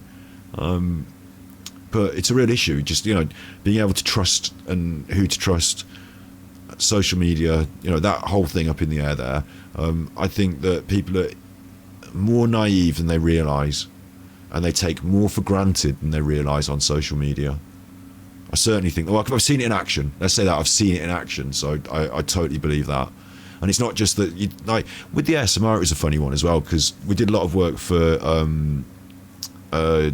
we referenced Mind earlier on this, you know, we did a lot of work for people who were suffering with anxiety as part of the ASMR content. I say we, because it was a group thing. And there were channels who refused to take part, who, they were happy to smile and sell their products, and, you know, I'm sponsored by fidget cubes or whatever, I'm sponsored by fidget spinners, but they wouldn't take part in a mental health campaign or a awareness thing, or make a video about it. Like, they were just in it for their own view count and their own popularity, and they didn't really care about anything else other than who's got the most views and who's the biggest one and who's doing the best. And, like, you know, that's social media for some people, but for other people, like, the social aspect of it means something slightly different. And for some of them, it means that they can manipulate people on the internet through social media. So that's even worse. Yeah, it's a real minefield. And I'm not suggesting we should have some sort of social media police to fix it. But the issue really deep down is what John Wedger said, is not that people are thick, because I was joking earlier about the, you know, like, more people are above average intelligence than are below, I think, like, in reality. But like, there are a lot of dumb people out there, but it's the fact that like, it's so complex and it's so difficult. Like, I don't expect the average person to be able to spot a wolf in sheep's clothing at 40 yards, you know? Like, I didn't see them until I got into the reeds, so to speak, of the Nicola Bulley case, and they started to become more obvious to me. And because I'm the victim of the attacks as well, you know? Luke literally started attacking me, like, just out the sidelines. I had to shut it down. He deleted all the videos where he was doing it. Like, Eddie's been attacking me, hasn't he? There's other people that attack me. You know, when one of the most foolish things they do is to reveal themselves to me. But I'm just one person on the internet. The rest of the internet's a big, massive, like, you know, big, massive space. So I'll tell you what it's a bit like is, you know, like, if you see the river and then you get one of those viewing things and you can, like, push, if you get like a bucket with a glass bottom or just a plastic box, you know, you can push it into the river and you can see down, like snorkeling. When you start snorkeling and you start seeing into the depths and the crooks and the nannies, the nooks and the crannies, like, you start to see all the stuff going on, but like, it's really complex and there's lots of stuff going on, but then you pull your head up and it's a big wide river still, isn't it? So I'm like, fucking hell, like, just with this bit of magnification, there's all this going on, like, you know, zooming in on all the ants, zoom out and there's still, like, a massive world. So all over the internet this is happening, in all the different communities. The other day we saw a video type that I'd never seen before, people doing perfume reviews. Obviously it exists, I'd never watched it, but perfume reviews, I bet they have loads of problems with fake people, with disingenuous people, with politics in the communities. But because it's perfume, maybe there's not the same hard-edged desire to manipulate and dark arts, serious people concerned with it. But with the content, I mean, what's Luke doing here? Is it true crime? This is a crime, isn't it? So it's true crime. With true crime, obviously with crime, there's a huge sophisticated manipulative group, more than one probably, working on the internet to manipulate people's opinions. They don't care so much which perfume you buy. That market is dominated by the people who spend the most money on making perfume and selling perfume, probably pharmaceutical companies again.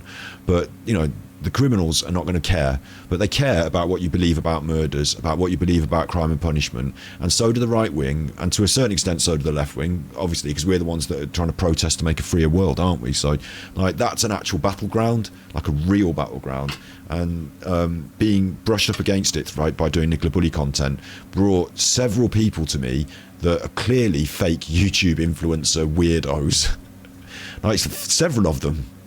And all I've done is just done videos about Nicola Bully and tried to have a laugh.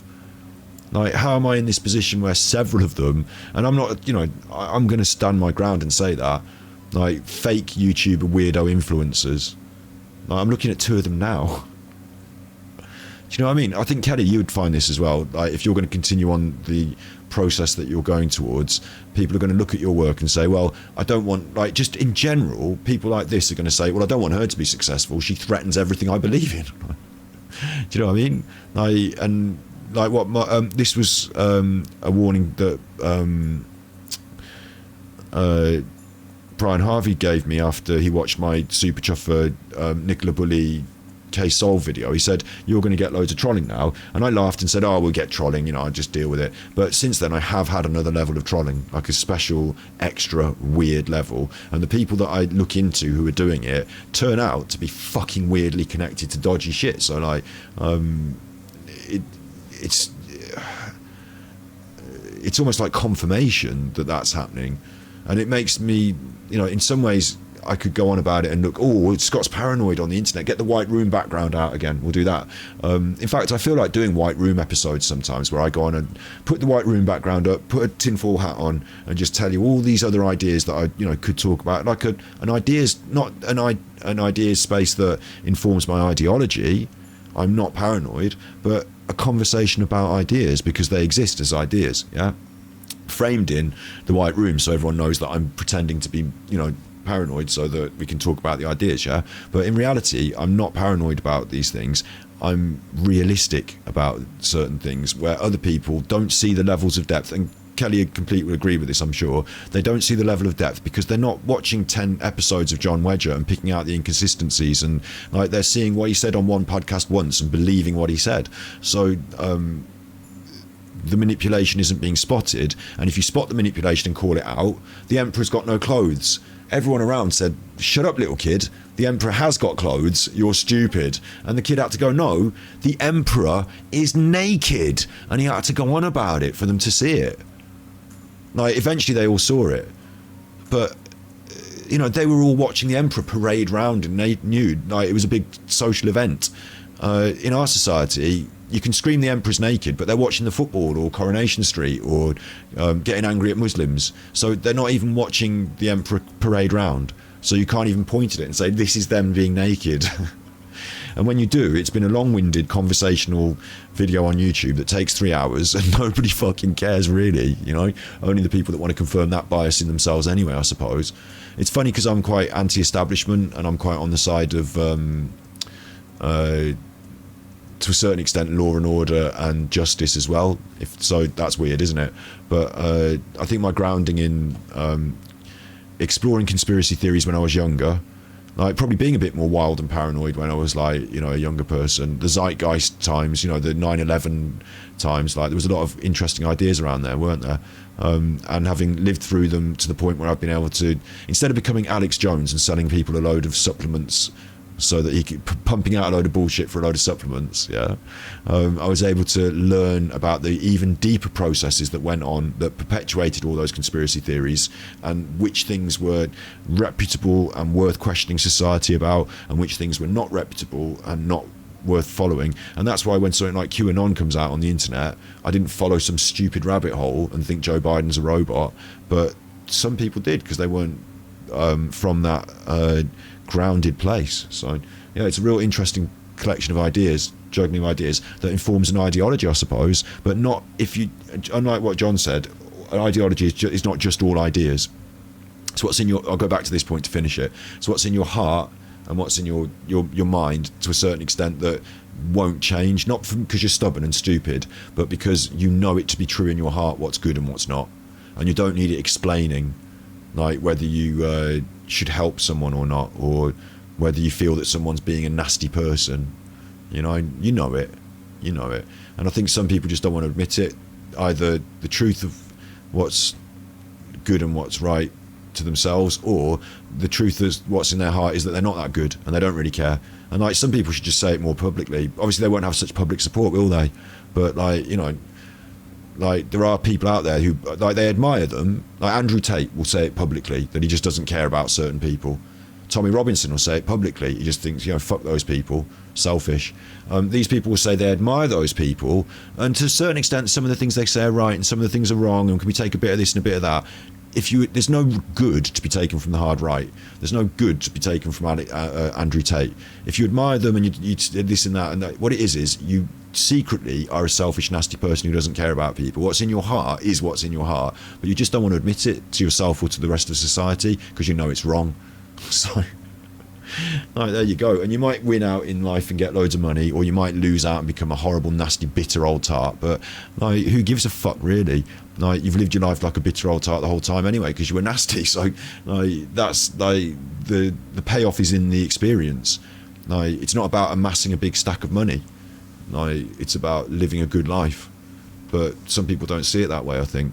And if you do get lucky, and not just lucky, but work hard and whatever, you know, you've got dreams and goals and aspirations, you can get rich without being nasty.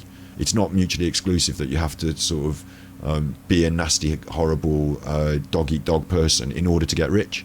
Like, that doesn't... Some people have been put into a difficult position and they felt confused at the time. And it's not about being rich anyway, it's about living a good life. Some people are a bit confused. These two seem really fucking confused, and I'm going to carry on getting more confused if I keep talking, but that's my point really, is deep down, I think it's hard to manipulate people on social media because you feel that these people are wrong, and then when someone digs into it and shows you, you go, yeah, there you go. Do you know that works the other way around as well? They try and smear campaign all the good people. You've seen it happen with me. Cocaine cakes, feeding my dog cocaine cakes. Some of the things that Eddie said about, I suppose they've said all this nasty stuff in here. He said that I got essayed when I was a younger person. Like, that's fucking awful that he said that. Like, using assault like that as a weapon, that there were, well, two things. One, that there should be something wrong with me if that had happened. It hasn't. And two, that, well, enough. You know, there's people that say horrible lies about me, and in being dealt about, don't deal in lies. You know, in fact, yeah, I will finish by reading If. I think if I'm going to do something finally, maybe I'll just quickly read If again.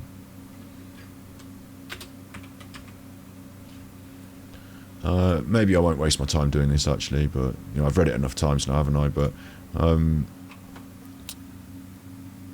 one line I did want to pick out was, being lied about, don't deal in lies there, you know, just stick to your guns and be good if you're good. And these bad people will reveal themselves by being liars, cheats, thieves. They can't help it, they just are. Like, if you want to make a change in your life, like, fair enough, make the change in your life, be the change, you know, live the change. You'll reveal yourself to be good when you're tested. There are times in life where you will be tested, and there will be no hiding it whatsoever. So yeah, so you be good for YouTube, you be good, and if you can't be good, you're naughty. How apt. Should I press a button? I didn't press a button all the way through that. I dream about food every night. Toxic. There you go.